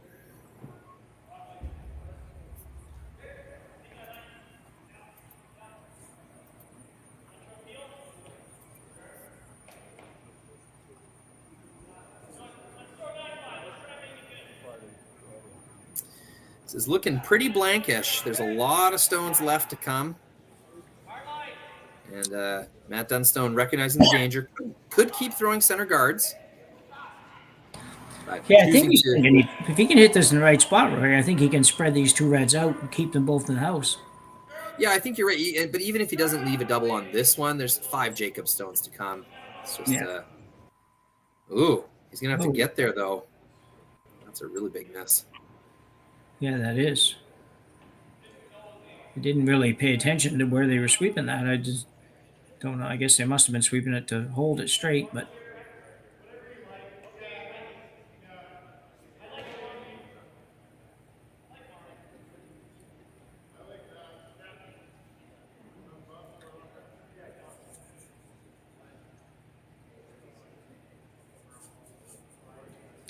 Frank Gallant now will play the outturn hit at the 1 in the 12. Barely in the 12, but in the 12. Let's go.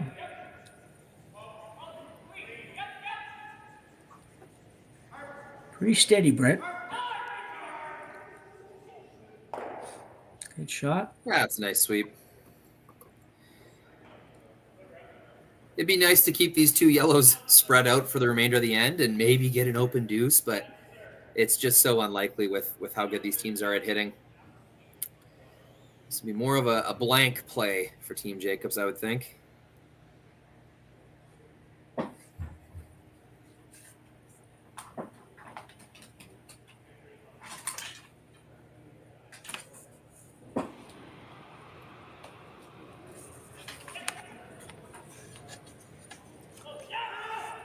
Colton Lott looking for the double. It's going to be close, and he's got it.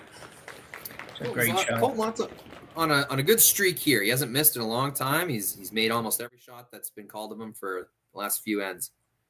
And one more look at this one.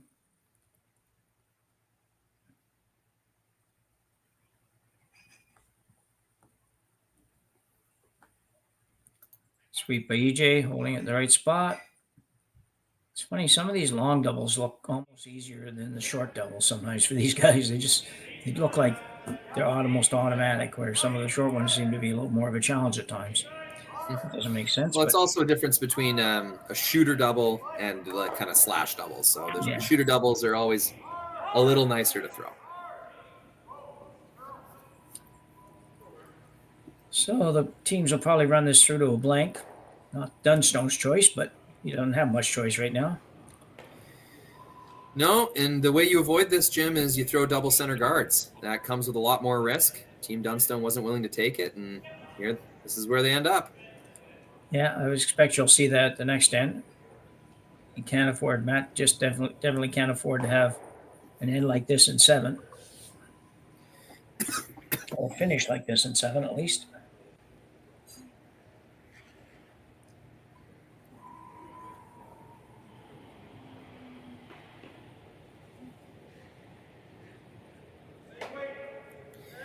Making up some time. This hasn't been a particularly slow game, but curling ends in general take longer than they used to. It used to be kind of a rule of thumb, about 15 minutes to play a curling end. That is no longer the case at the competitive level. There's just so much more draw shots. The ice is quicker, so I know it doesn't seem like much, but when the ice is a second and a half quicker, that's every single shot that takes that much longer. And, of course, the thinking time. Much more thinking time. And thus, curling games, that old kind of 8 ends should take about 2 hours. That's no longer true. It seems like a 2 hour, 15-minute minimum kind of thing. More often about 2:20. We're on pace for about that.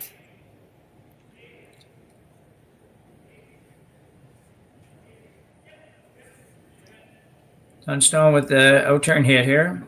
Just a hit and stay.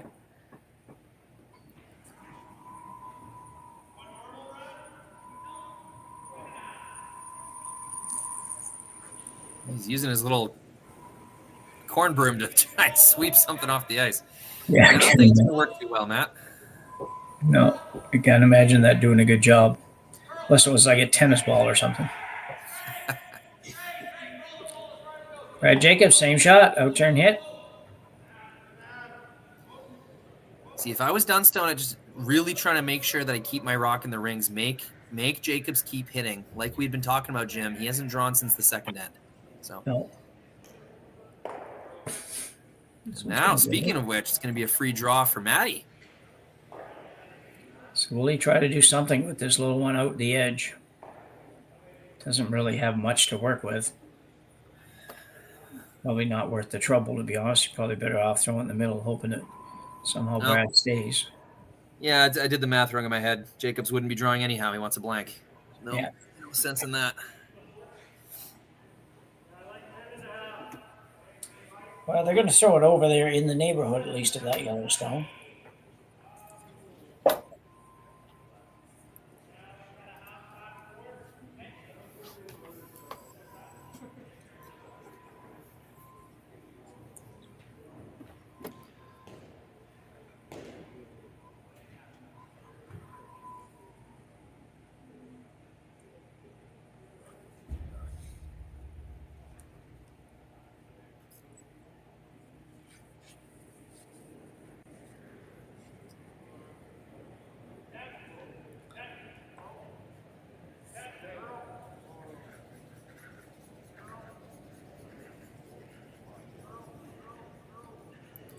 Well, this would be a very cheeky freeze if they're able to lock this on the rock that's barely hanging on to the field of play.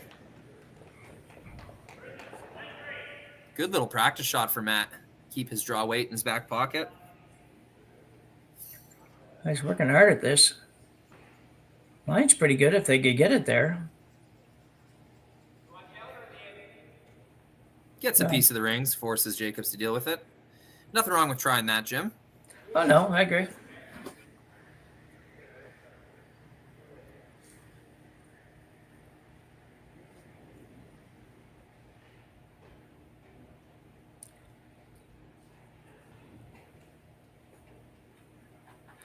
Brad Jacobs, final stone here in end number 6.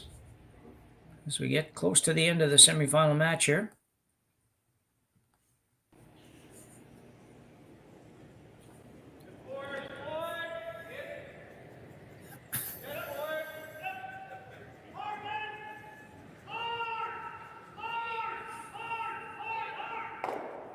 Oh, no.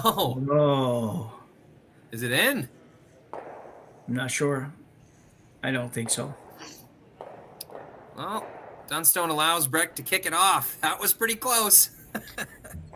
So we have a blank end here in end number 6, and we'll go to end number 7 at the RBC after Dominion Securities Western Showdown here right after the break.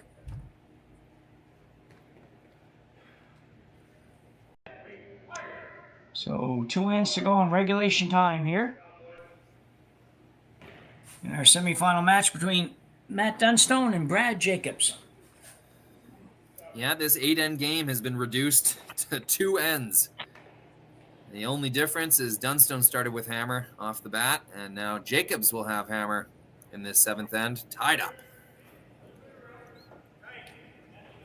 This semifinal did not disappoint. we've had some misses here and there, and teams have traded misses, certainly, but there's been some great made shots. And especially in the second half of this game, Jim, I think we've seen the shot making kind of rise to another gear. Yeah. For those that are wondering and don't want to flip over and check right now, Brent Pierce did pick up 1 in 6. Now trails 3-2 to Cooey. Cooey with Hammer playing 7. So both very low scoring affairs and very close games. We expect them to be close. I don't know if we'd always expect them to be this low scoring, but not a real shock the way these guys can clean things up sometimes.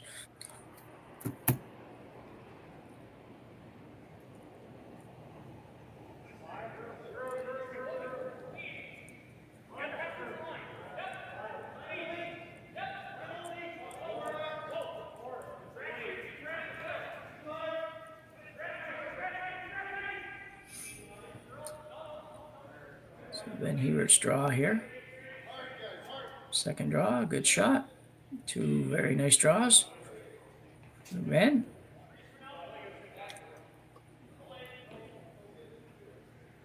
E.J. Harnden now be asked to follow that down. The area now where you recognize the importance of your lead in your second, because one miss from either one of these guys on the front end here can really make a mess of this end.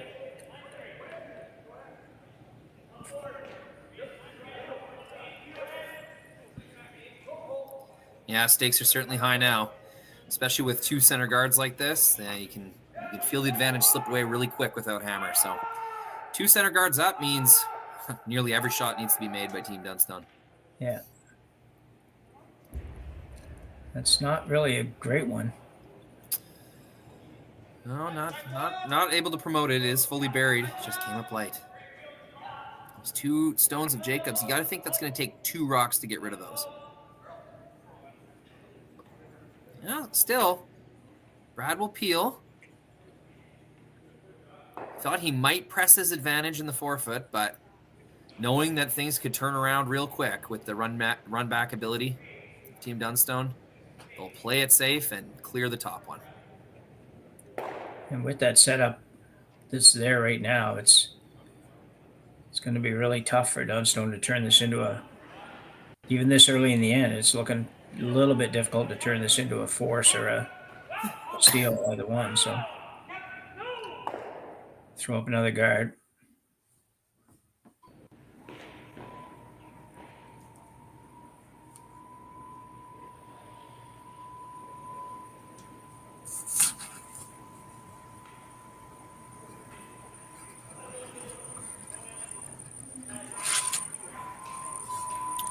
Well, the chat's just going wild right now. I love reading what all the fans are talking about.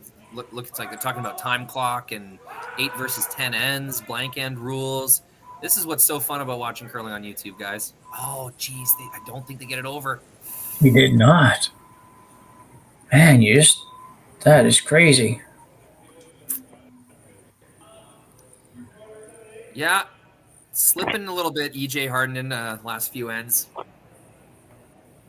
That missed short run back in the 7th. And then, yeah, that hog stone. Those are significant misses.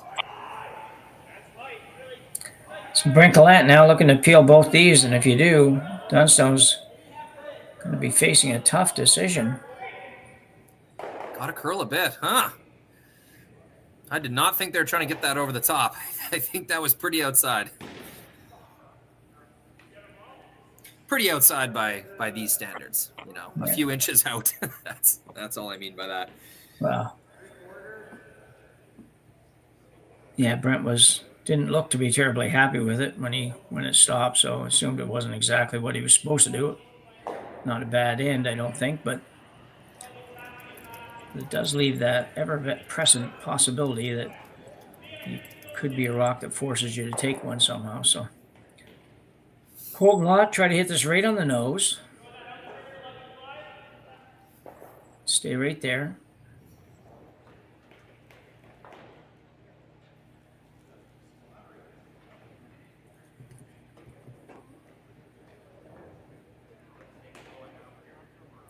It's possible now for Dunstone to at least be optimistic about it. Maybe getting a chance to come around the corner and forcing Jacobs to take one here. It's a few shots away yet, but you can sort of see how it could happen. EJ Harnden now. Just looking for just a dead nose hit. There it is. Perfect. Yeah, sticks it right on the nose.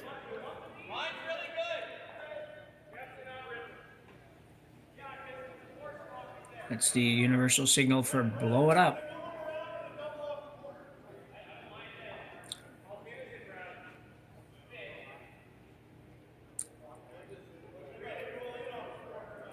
Brett also knows that that corner guard may hurt him here. Just a matter of whether or not it's worth.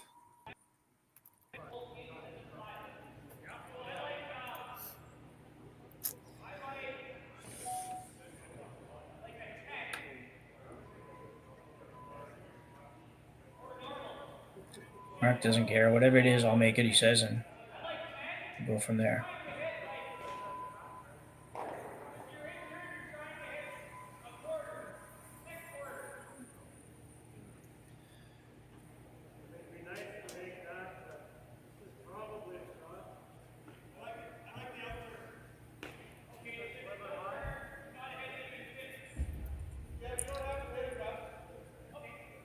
He stopped there, didn't twitch or anything. I figured the screen had frozen up, but he just was stopped. It was just like, I never see anybody not move even a finger. Now Turnpeel, try to get this one and maybe roll towards the center a bit at least.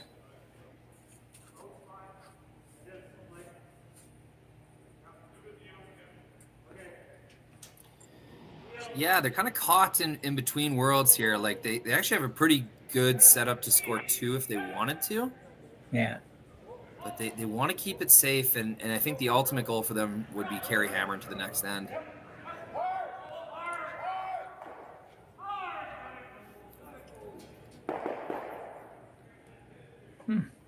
Yeah, not so. I don't really know about that. Yeah. I thought maybe they're trying to unlock, like they would have liked to roll in and sort of clip the red off of its frozen positioning.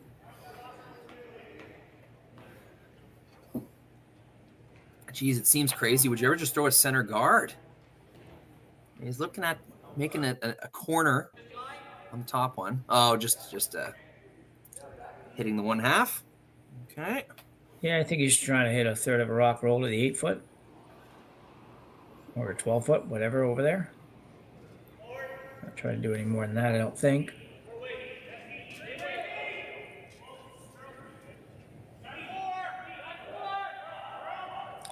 Yeah, it might not even. It's got to go up. Got to come up. Just got to stick in the rings, really. It's a beautiful shot. Yeah. Dunstone team seems happy with the setup right now.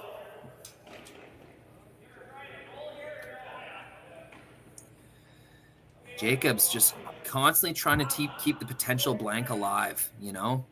There's no danger with this red stone out here. The only reason to remove it would be limit the amount of stones in the ring. So eventually, if there is a shot to blank, he'll have it.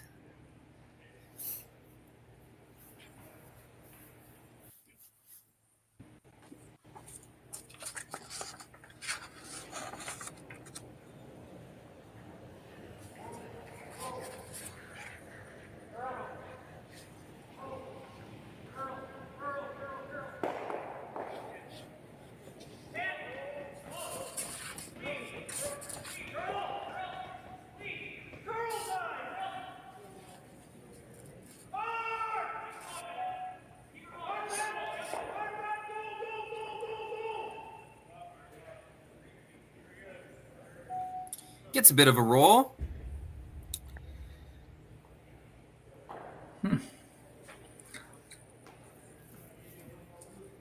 That's sort of indicating just hit it right on the nose there. Yeah, I'm just wondering what Dunstone's kind of ultimate plan is. Like, what's his goal here? Yeah, I'm not sure. I don't really see a force brewing. This is looking more and more like a kind of open crack at 2 points. Like, where's he going to roll? You can't really hide behind the red-yellow combo because that yellow, since they're so frozen, you can kind of send that yellow back in almost whatever direction you want with the drag effect. Kind of indicating just a little roll inside.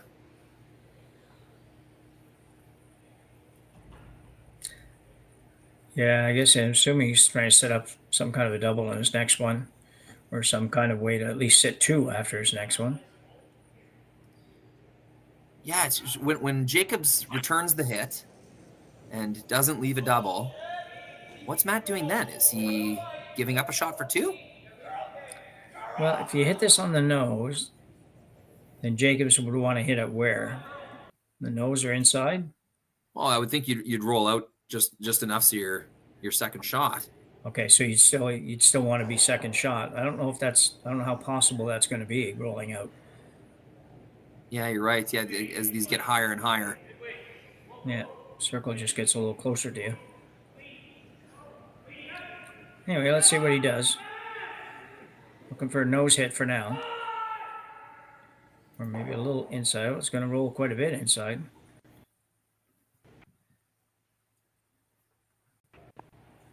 Well, now that I see it, I kind of like it. Well, I think. Do we think this top red is going to go? Yeah, I think everything's going to go. I think he's going to hit the red hard on the right-hand side as we look at it there, or maybe not too hard because it's going to drag a bit. Yeah. And with some weight, I think there's not going to be anything in play when the shot's done. Well, maybe the shooter. Yeah, I mean the yellow certainly drags. The bottom 2 stones are gone for sure. He's going to throw it pretty hard because you don't want that yellow one to hang around.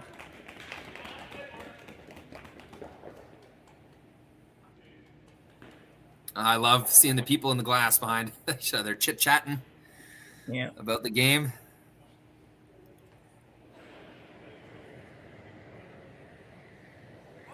It's Brad Jacobs with a kind of a combination pool double here, and he will make it as expected. A different rock stayed than I thought would stay, but the yellow one did hang around the back. Me too. That middle yellow dragged so hard that it got the back red thick enough that it stayed in the rings. Yeah. See this coming down. You would think that the yellow was going to go out pretty easily, but no such luck. That's that whole drag effect. It's amazing, really. If you don't know about it, you haven't figured it out yet, give it a try sometimes. You can do it just by setting a rock on a rock and throwing one from. You don't have to necessarily throw it all the way down the sheet to figure it out. You can test it out from above the house just to see what the effect is, and it's good to know about it. Every now and then it matters. All right, very challenging shot. Matt Dunstone will try to freeze on the face of this Jacob stone. I think we just saw how lively the rocks are. Those last 2 stones were quite frozen, Jim, and Jacobs had no trouble getting rid of them. So bit of a desperation play, but they got to try it. Yeah, I agree. I think it's going to be very tough to make this work, but it's a hard one because sometimes you're throwing it not really to make it. Like you throw this just to make it. If you ever leave it a little bit, you tap it and roll just a couple inches the other way, all of a sudden you give up 2. So it's just a tough one to throw when there's no room for error at all. And all the other side of it, though, is he might be just as willing to take a chance, and if he ever give up 2, he'd give up 2 as he would to try to steal the last end. So, But you want to make it as hard as you can. So you're gonna have to make sure they get as close as they can to that rock, preferably right on it. Nah, it's not going to be close. No.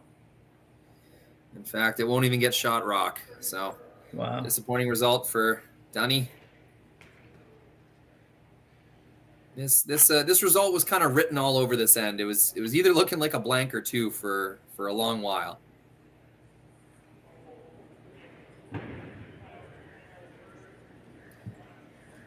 $3,500 people watching now. Congratulations, everybody! You're part of a historical event. That's a lot of views for a live stream curling game. So, thank you for proving that there is an appetite for more and more curling And your participation only grows this curling stadium project. We can't thank you enough for tuning in.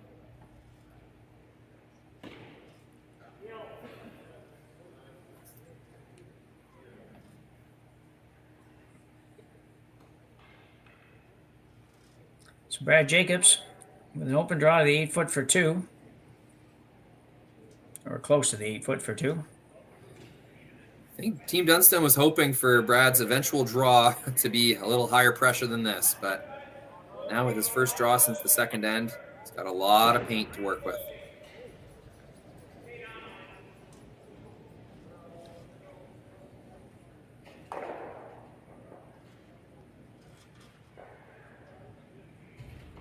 And a good shot there by Jacobs.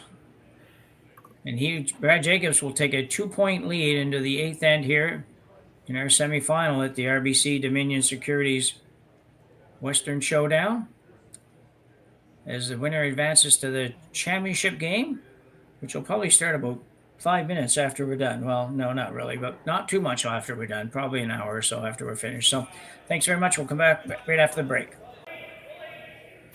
So at number 8, here in Swift Current, Saskatchewan, Brad Jacobs with a 2-point lead in the semifinals of the RBC Dominion Securities Western Showdown. Been a great spiel, been a great weekend. One more draw to go. It has been something, Jim. 5 days of extremely high caliber curling. Yeah, it's been a lot of games. We certainly have brought a lot of games to them. A lot of games, probably the most games I've seen with commentators as well. So we really pushed the envelope this week at our curling stadium. We pushed for more production, more games, more produced games, more commentary, and we thank people like yourselves, Jim, who are taking time out of your day. And let's just say we're not paying Jim $1 million to do this. He's doing this out of just his love for the game and his passion for this project. And yeah, thank you so much, Jim, for volunteering your time, and everybody who contributes to Curling Stadium, and especially the fans who tune in every day, every game, and chime in on the chat, recommend us to their friends. You guys are really helping us out. So thank you so much. Yeah, it's been a lot of fun, and it's continues to be. I've been surprised. I was saying to Jerry earlier, I was surprised how many people actually do see and watch this. And even from my little club here in New Glasgow, long before anybody knew I was going to be doing commentary, would come up to me after they first heard me, say, "Oh, I heard you on there." And I said, "Geez, you watch that?" And I'm thinking, yeah. They're like, "Yeah, we watch curling. We like to watch curling, any kind of curling, anytime." So, yeah, it's great. So a few rocks for Dunstone to work with here. That might change in a couple of shots, but for now, there's a couple of corners, some rocks in the house. The yellow one that Team Jacobs just threw actually works as a corner as well. So a little bit of light at the end of the tunnel for Dunstone here. EJ will be hungry to make this shot here. Both in 6 and 7, he had a bad miss in both ends, so he's going to be hungry to make 2 good shots here. Yeah, he'll bear down pretty good on these. I know we're supposed to stay unbiased as commentators, Jim. I'm not cheering for a particular team, but I am a little happy that it wasn't a blank end in 7. I think we would have had a much more boring, predictable 8th end. Now, with Dunstone really chasing 2 or 3 points, I think we're in for a treat. Yeah, that one worked out quite nicely. Yeah, I got the shooter to a good spot. That was the most important part of that shot. Didn't really matter what happened with the yellow. Shooter just had to get to a good spot. Yeah.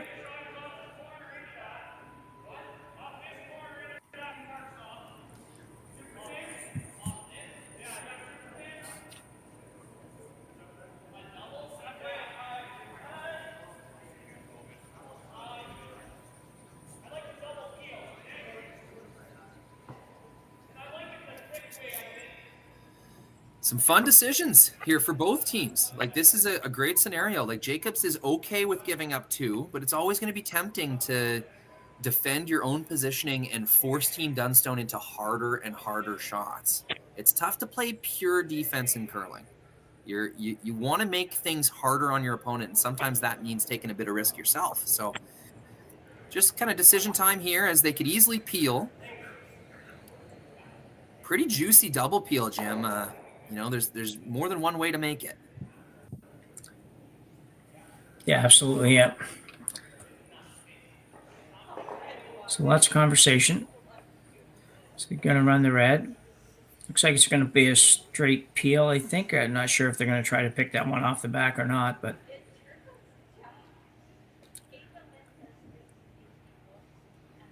Brad figuring out where he wants to hit it. Apparently it's about a quarter of a stone.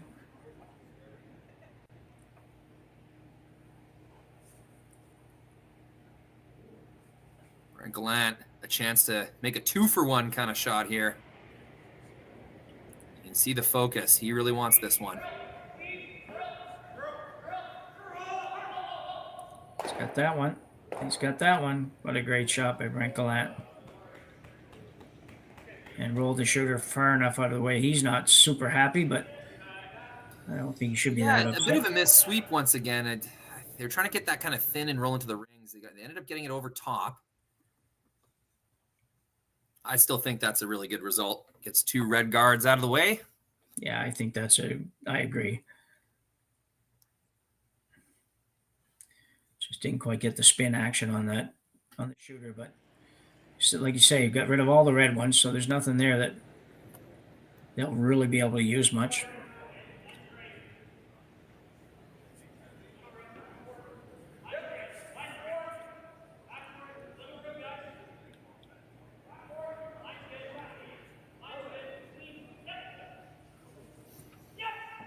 Now turn come around to the back one. This is a nice looking shot as well. Oh, it's really good. Made use of the slight, we're not going to call it a miss, but the leftovers of that double peel. Made perfect use of those, and yeah, that angle is just lovely. Not able to remove that red rock pure. Yeah, and you can tell EJ liked it. He popped up with a little bit of pep in the step there, getting up from that one, so he was pretty happy with it. Sitting number 2, number 3 now. And you've got Jacobs playing an out-turn draw around a corner when he's up 2 playing the last end. That's a good start.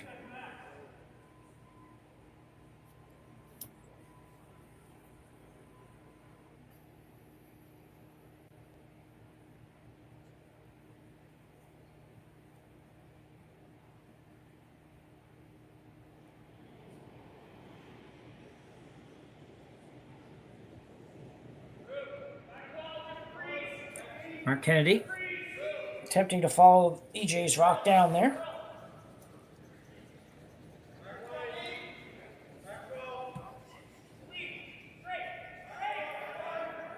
This is a very interesting call, Jim. Not hitting the open red stone. Yeah. This is the exact kind of fun stuff we were hoping for when Jacob scored 2 in the 7th end. These are the make or break decisions. They're going to win or lose curling games. And really excellently executed, you know? That yellow's going to be tough to get off of there. The reds could still stick around in the rings. It's still very interesting. It's interesting because Matt was just looking at what happens if you play this double on the one on the button and the yellow that Mark just threw there. And actually, you could probably play this double if you really were desperate, and you might be able to sit 3 when you're all done. I think if you hit whatever it is, half of that rock, hit the yellow, the red jams on the back, yellow, and the yellow that's frozen might go. I mean, you're looking at it. Might not be ready to play it right now, but you might not get another chance either. But it's a good point, Jim. Whether or not it goes, though, like even just getting your shooter over there, unlocking it, and taking advantage of the corner guard, that's going to be a really good result for Colton Lott. Yeah. He's on a hot streak. This has been, man, we've seen some good shots, but I think Colton Lott might be the hottest player on the ice right now. He seems to be making everything, or he's darn close when he isn't.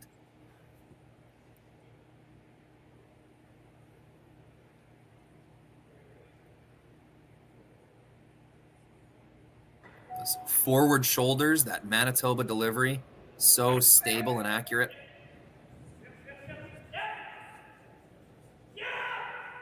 So Ryan Harden trying to hold Phil's. I feel like I've said Ryan Harden's name every time they've thrown a rock here. Gets the top one, unlocks, stays frozen.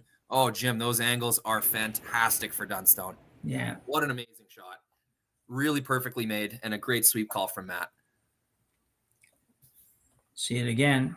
Ryan Harnden help him make this shot, just on it from the time he let it go until right now.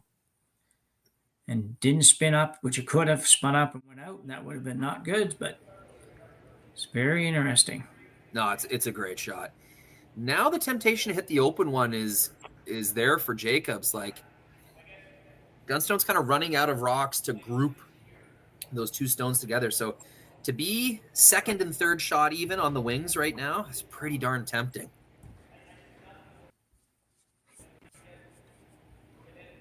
So 3 rocks each to come here in the 8th end, which may or may not be our final end in this semifinal.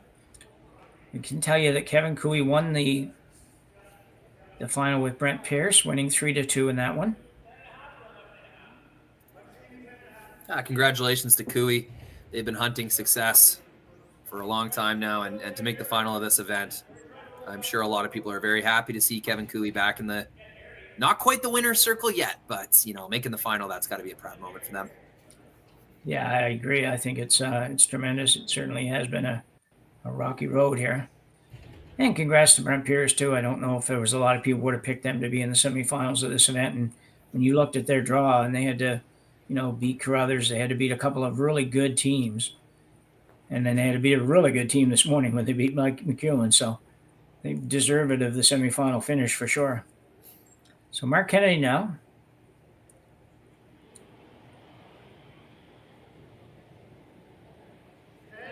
So Mark's in turn.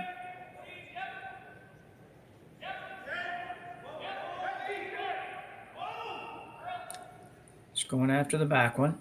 Yeah, not a super challenging shot, but it's just so critical that they leave their shooter as shot rock in this situation. That's what they do. Yeah, it's a nice shot. Now, the temptation for Dunstone to count those rocks that he's been kind of stacking along the wing is going to determine the difficulty for these next few shots. Like, they have 3 rocks left, Team Dunstone does. So if they wanted to, they could just score all 3 of them right there. Yeah. But you got to think he's tempted to keep those red rocks along the wing relevant. Yeah. But with this call, he knows that it's going to be just too much of an ask to move that yellow stone and keep the red in a good spot. So it's a straight freeze call. Yeah. Quick welcome to those of you that were watching the Kevin Cooey Brent Pierce game. Had a squeaker over there, and we've got a squeaker here. So some great finals this weekend. Great quarterfinals, great semifinals. Dunstone with the intern draw, intern freeze to the one that Mark Kennedy just threw. Got to really go over there. Yeah, EJ really trying to carve that. There. It's going to chisel off. I think that stone is available for removal. I think it is too. Pretty close, pretty good effort, but just needed to curl and slow down a little tiny bit. The decision now is, would you ever get tempted to run your own yellow and try to keep both of those yellows around, or you think you just play it safe and get rid of that? Yeah, I think you got to be a little safer than that. Yeah, I think if you ever try to run the yellow and catch your own, then you could be looking at a 3 spot here, and I definitely don't want to do that. Be happy to, not happy, but you're okay with giving up 2 and taking the hammer to the extra end. If you nose this red, Jim, are you going to leave a double where Dunstone could make that kind of double across the rings and remove the yellow that is backing the red? Yeah, I think it's possible. I think the angles would work for that. I never really thought of that one before, but when you look at where that broom is and say that's the rock, can I hit the top of that and take the yellow? Certainly.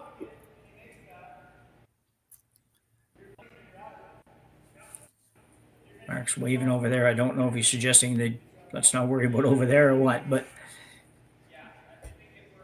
and if you want to really try to win it here, you just go ahead and play a freeze of that red. But I don't see anybody really doing that. I'd be surprised if you don't play to remove this red. You'd like to keep the yellow at the back there and don't move it too far, so he might not throw very much weight at this.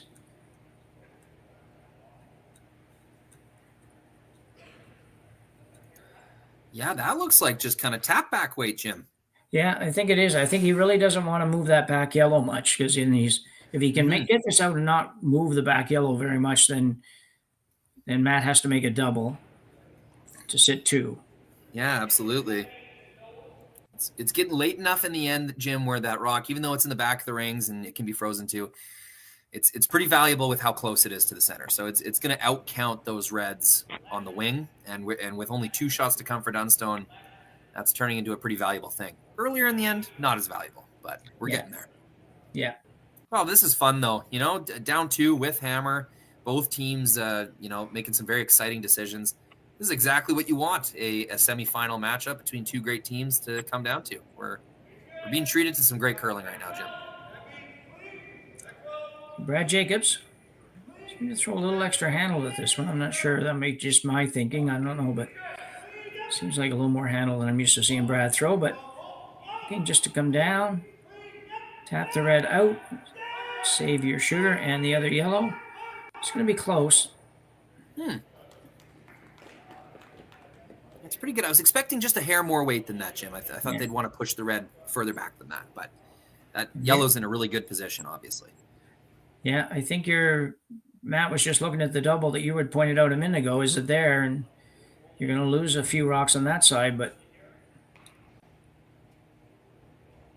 I don't know what that means. I don't think you're going up there, surely.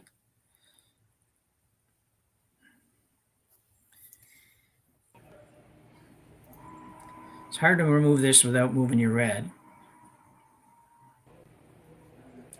But if you hit it hard, if you do go for the double, what happens? You probably still lose it. Or maybe not. You might be able to slide it by yours. The only problem is then you're going to set up some kind of a double or more over on the other side. So this is your last rock of the game? Yeah, we have exceeded my strategical input. These teams are so much smarter than me. Yeah. I'm excited to see what they do. We need Sean Joyce in here. He'd be able to pick this all apart. Oh, yeah.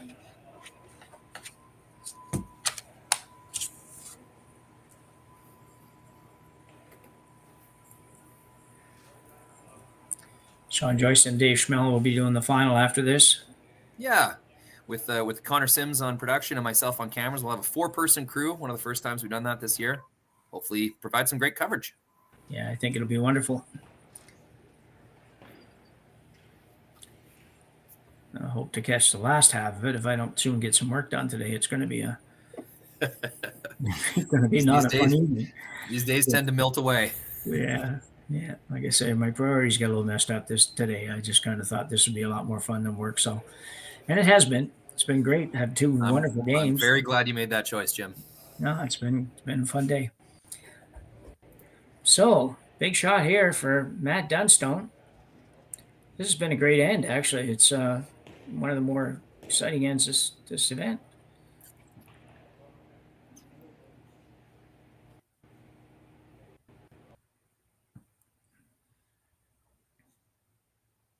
Big 2 shots here for Matt Dunstone. His teams, I would argue, has done their job. They've stacked the rings. They've created rocks in play. Good scenarios. Matt's been given the chance. Let's see if he can convert it with these 2 shots. Harden trying to hold it. Make sure it doesn't curl too much. And, whoa, what a shot. Pokes. Great shot. Pokes it right out the side. Danger alert for Team Jacobs. You'll see it again. Matt Dunstone with the intern heater. Ryan Harden, just because it's right that he sweeps every single shot this game, is on it. Probably might have hit it a hair thicker than he wanted, but it looks pretty good. Oh, I think it's great, Jim. I don't see a double available for Jacobs unless you run this thing back. I think really tough. The only way out is to freeze on that pile of reds. Yeah. And even still then, Jim, you might leave a crosshouse double for 3. Yeah, you might. The yellow at the back of the 4-foot, the yellow on the left-hand side there it's accessible, delicate to get to it, but it is accessible for what they need to do. They only have to move it a foot if they were to get the opportunity again. So Jacob's going to be playing some kind of a draw here, I think. There's no point in hitting anything because nothing's going anywhere. And I think this is pretty significant. I think the red in the 12-foot is out counting the yellow in the top of the 12-foot. So red is 2, 3, and 4 right now. Yeah. Yeah. So right in the pile is going to do it. I guess what you got to be careful of is that you don't leave something where it's only going to contact. So the eventual double that Matt Dunstone will throw, you can afford to lose one of your reds on the wing. You can't lose two of them. No. So if Jacobs can put this in a place where at least two reds will be pushed backwards, even if Dunstone makes the double, then at least it's only for 2 and an extra end, not for the win. Yeah. Probably sitting more so on the high one is better, Jim, I would think. That's my thought as well, yes. Even tapping it back like a few inches, making a little more of a pocket for yourself could be the best spot, because if you don't move anything and Dunstone sends it off of the top one, then only one red will leave the edge. I think you have a little tiny bit more room for error on the top one too. If you just got a little bump that's available there in the back. If you go for the back one and you roll off it an inch, then you're going to lose the game probably. So last rock for Brad Jacobs in end number 8. It's only his third draw of the game, I'm pretty sure. Looking to freeze to the back red, or the one of the reds at the back of the house here. Sweepers like it. They like it for weight. Ben's trying to get that curl. Inside out here at Swift Current has had some trouble finishing. Looks really nice though. Might be too heavy. No, I think it's pretty good. Actually, I think you'll see Matt Dunstone have to play the double.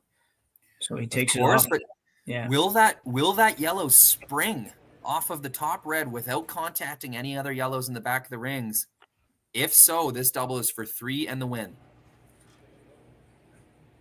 I think that if you make it, I think the yellow hits the red, goes over the top of the red that's at the back of the 8-foot, and then your shooter goes over and takes the other one out. But you got to hit. I think you can get it hard enough to. Yeah, that's kind of it. And then I think it goes. I think it's for 3, Jim. I do too. I think the back 2, I want to point to them. I need a illustrator. I think the back 2 reds don't move. Yeah. And these 2 that are at the tee line, both of those rocks are gone, and your shooter takes out the one on the other side. So what I hope is he gets really close to throwing this good, because it'd be interesting to see what the result ends up being. There's a chance that the spin of the yellow kind of takes it straight backwards and clips that back red. We'll have to find out. I don't know for sure. Yeah. I think this is for 3, Jim. Yeah, I don't think that'll happen, but I agree. I know what you're saying, and it might. Yeah, the interesting part is that for Dunstone, the one thing it does do, Connor, take me if we can see their mouths moving. I think the audience can hear a little bit of the ambient audio. You can see EJ using his hands to describe the motion of the rocks. Yeah. Sorry to interrupt you there, Jim. No, that's okay. I was just going to say, you don't have an option. It's not like you're going for 3 in lieu of going for 2 sort of thing. There is no 2, right? Yeah, so it's the same shot. Yeah. Because sometimes, you're in this case, well, I don't want to go an extra end. I'm going to play some wild and crazy shot for 3. And in this case, you can't take 2. So you're going to have to play the same shot to get 2 or 3. So, and I think if you make it, you're getting 3.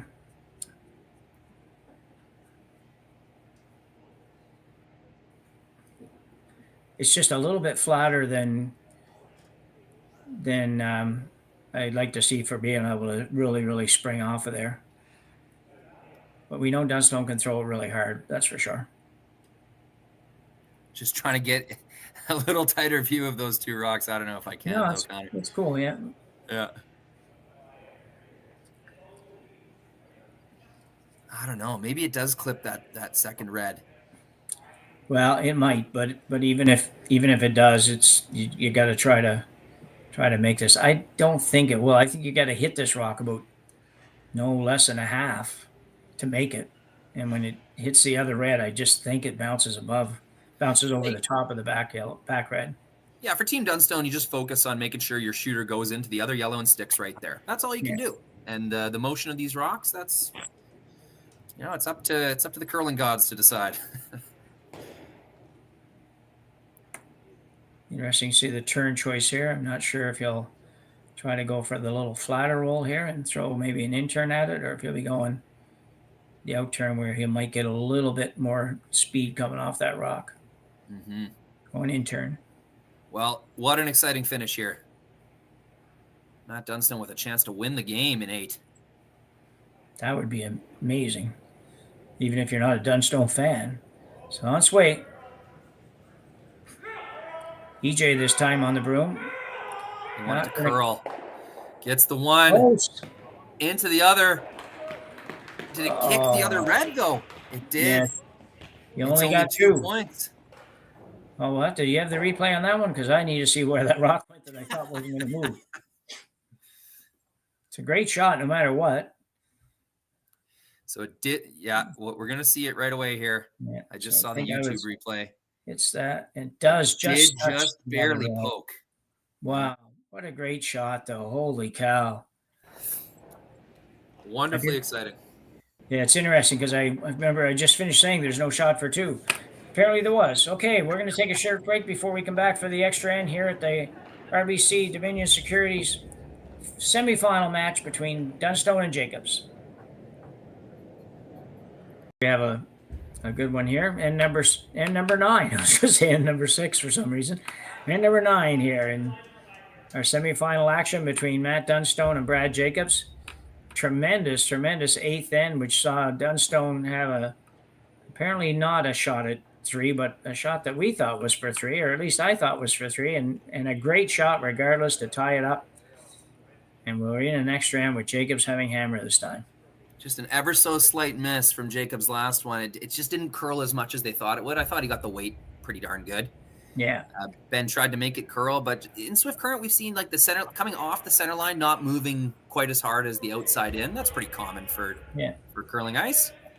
And just pretty impressive to me that Brad hadn't thrown a draw really all game until the 7th and 8th ends, and he made those pretty darn perfect. So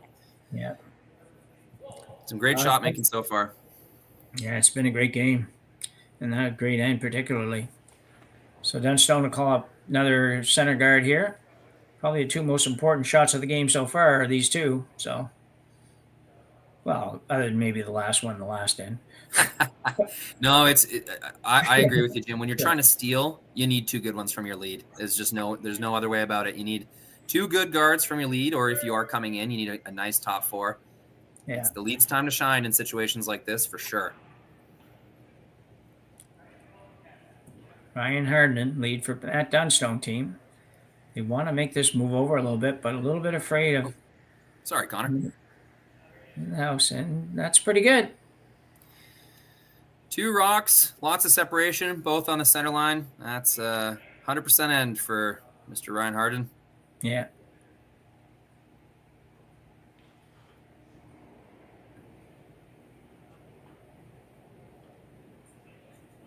Yeah, I told the story before. When I first turned seniors, I played a couple of years in front end, which I hadn't done in maybe forever. And before obviously the no-tick thing, like this particular no-tick, but what most pressure I ever felt in my life was trying to throw just 2 guards in the last end. So I'd much rather be trying to draw the 8 or 4 foot to win than trying to throw those silly guards up in 20 feet of space or whatever it is.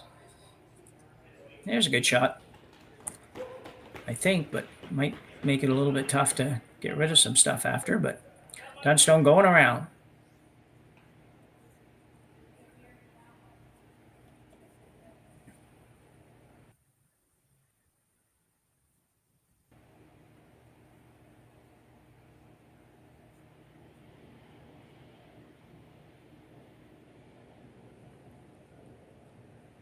It's a very important stone. The last rock before the Peel Express fires up. This is light. Once again, he was light in the 7th end as well. Our sweepers are getting a lot out of this. Just going to tick. So close. Wasn't light. I was wrong about that. It just was over curling. Real close. It's not a disaster. It's in a pretty useful spot, but that's kind of what they would call the good one. You want to make that one your good one in the 4-foot, either your steel rock or the frozen stone that you're going to use later on. And now the shots get a little simpler for Team Jacobs. I imagine we'll see 4 peels in a row.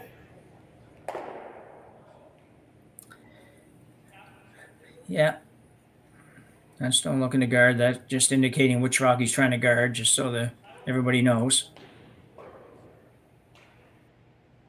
His red one's in a pretty useful position. The red one that's on the right of the screen as we look at it. If he needs to use that one, it's not bad. And the two at the top are staggered, so if he ever had the opportunity to promote that one in, it might be good. But for now, he'll throw up the guards, and Brad Jacobs will peel the guards.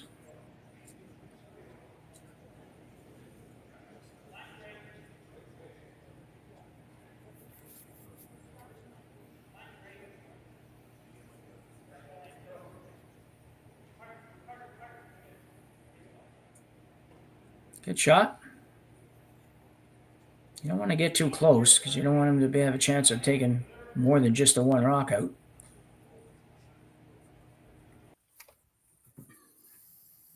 And he's ready to go. Got the sleeves rolled up and everything on this one. Yep, it's been a lot of this type of shot for Brent Gallant the last few ends.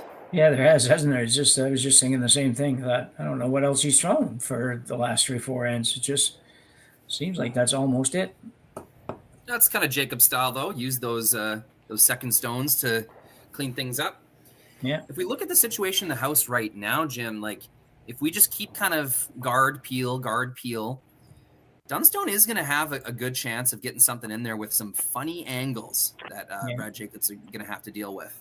That rock right on the top of the button is a very good stone for Team Jacobs, but if they can ever make a nice little tap or maybe even like an angle double tap kind of thing, Dunstone's going to have the necessary overlap and junk up front to have a good chance of stealing this end.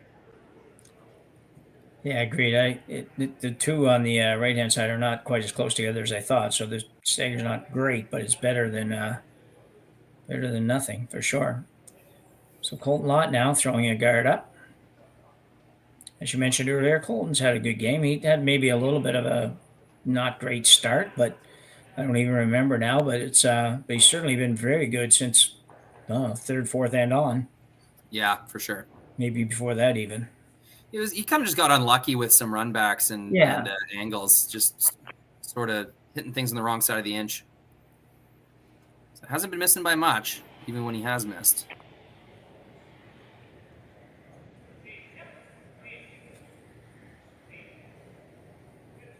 An appeal for Kennedy.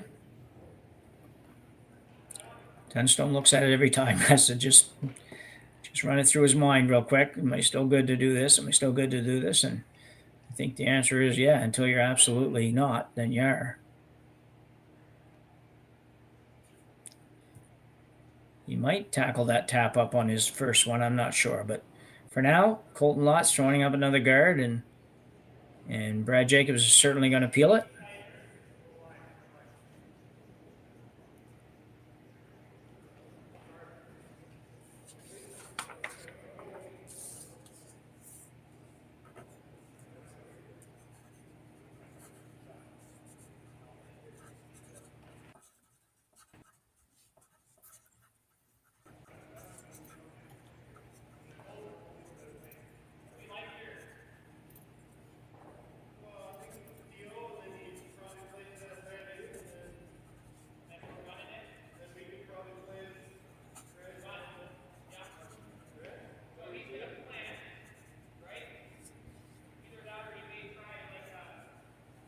Quick reminder while the guys are doing this that the final of this event is certainly on right after this.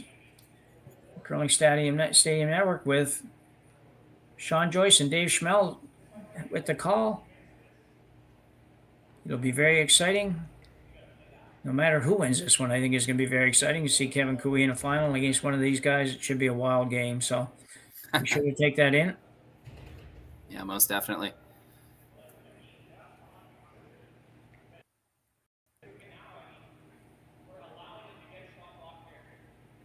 Well, they're toying with the idea of whether or not they want to peel this guard. He's got a little bit of a point. He knows that. Did they go one too long with guards? I don't know, but if you peel this out, certainly expect Matt Dunstone to play some kind of a raise on the top red rock rather.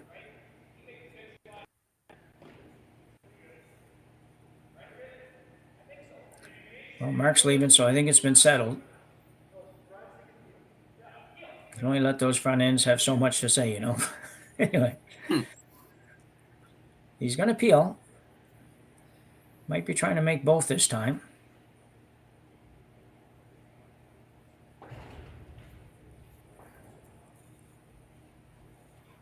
It's a bit risky if you are, though, because you could end up running the red one right in on the yellow one. We'll see what happens.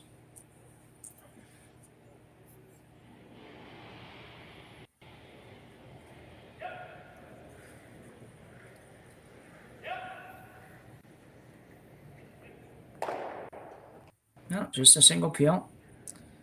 So I'm thinking Dunstone's going to play the tap. What do you think, Rory? I think you have to. Yeah. I think if you wait one more rock, you might not have this opportunity. So yeah, I agree. One more, and they're guarding the whole thing for sure, and you probably won't have a shot. Oh, sorry, You might have a shot, but not a good shot.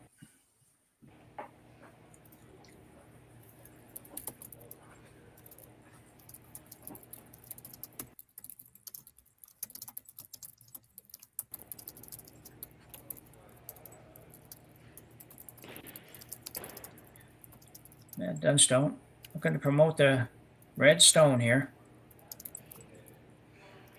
Well, he wants to be shot after this, but he has to be careful he doesn't throw this too hard. Just looking for a back button kind of weight, maybe back 4 foot at most. I think at most, that would be my thoughts anyways.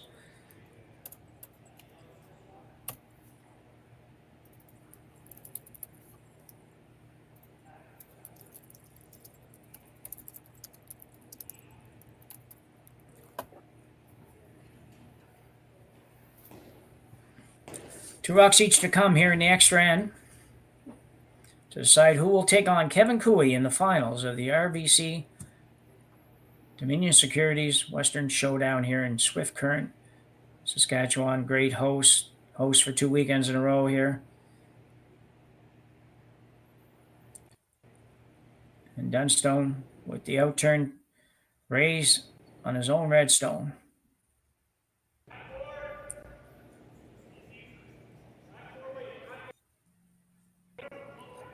EJ Herndon going a little bit, but not hard. Weight must be close. Yeah, it looks really close. A little bit more. He might not have enough. It's a bit of the worst of both worlds, Jim. They didn't get shot rock, and they also didn't get nice and frozen on that yellow stone. Just a little bit unlucky with exactly where that sailed to. Yeah. Really, really nice would have been catching at the side of the button shot rock. And pretty darn good would have been kind of a good 3/4 frozen on the yellow. Yeah. Turns out they got kind of neither.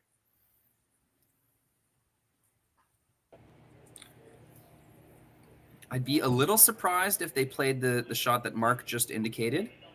That kind of seemed like the last ditch kind of shot. Yeah.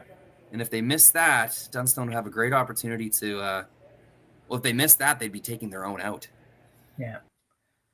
Yeah, right now it looks like Dunstone should have a shot when he's done here. He should have either the tap on the one he just threw, or he should have the tap, the red, yellow sort of takeout tap, whatever you want to call that. So that's the guys are just trying to figure out how to take both shots away. And is there a possibility of doing that? There might be. It's important to remember, like, you're still shot rock right now. It is Team Dunstone that has to do the hard work and make things happen in that 4 foot in order to change what's currently the case. Currently, right now, you're winning the game. You have a rock on the button. So you don't want to do too much that might accidentally make something happen for the opponent. The result is really nice if you get this red, yellow, red combination. Yeah. And I think that's what they're lining up, Jim. Yeah, I think so, but unless this is kind of like a tick double, like you saw Ben Hebert sort of motion to both red stones. Very gutsy call if you're playing the red on the yellow on the yellow. It doesn't. It seems like I don't know that you got to do that. But here it goes, anyways. It's a red. Yeah, Double it is. peel is what they're going for. Double peel, yeah. Tick, tick, rolls it right off. It's a really good result. Really good result. No matter what Dunstone does here, Jacobs will have either an out turn directly into the 4-foot or that run back. Yeah, let's see that again. Yeah, very nice shot by Brad Jacobs. And you trying to make it curl just a little bit, and it does. Rolls up and out of the way. That's where if this red one had curled a little tiny bit more, or it would have been, or maybe not an or, but it would have been maybe a little easier chance for Dunstone to get shot rock. But throwing the double, and the double, if he makes a double, he probably gets a half a rock or a rock roll to the right in front of the red. It would be pretty good. Not easy, but would be pretty good.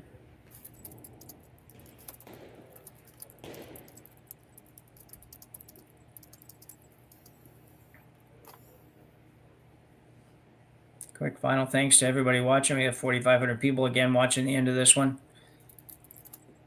Hope a lot of you can stay around and watch the final shortly. Matt Dunstone with his final rock here in end number 9. The double takeout and a roll is what they're looking for here. Trying to get it to curl. Gotta be shot at the end of this. Close. 1, Great 2, and shot. rolls. That is a terrific curling shot. Matt He rolled the Dunstone. shooter a little bit. Yeah, to that's a what we great were spot. saying. Yeah. He knew that if he made it, he was probably going to roll.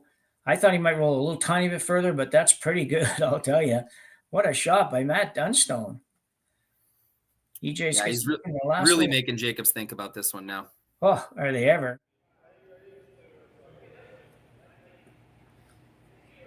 He's either got the little come around tap or he draws the button on the intern side.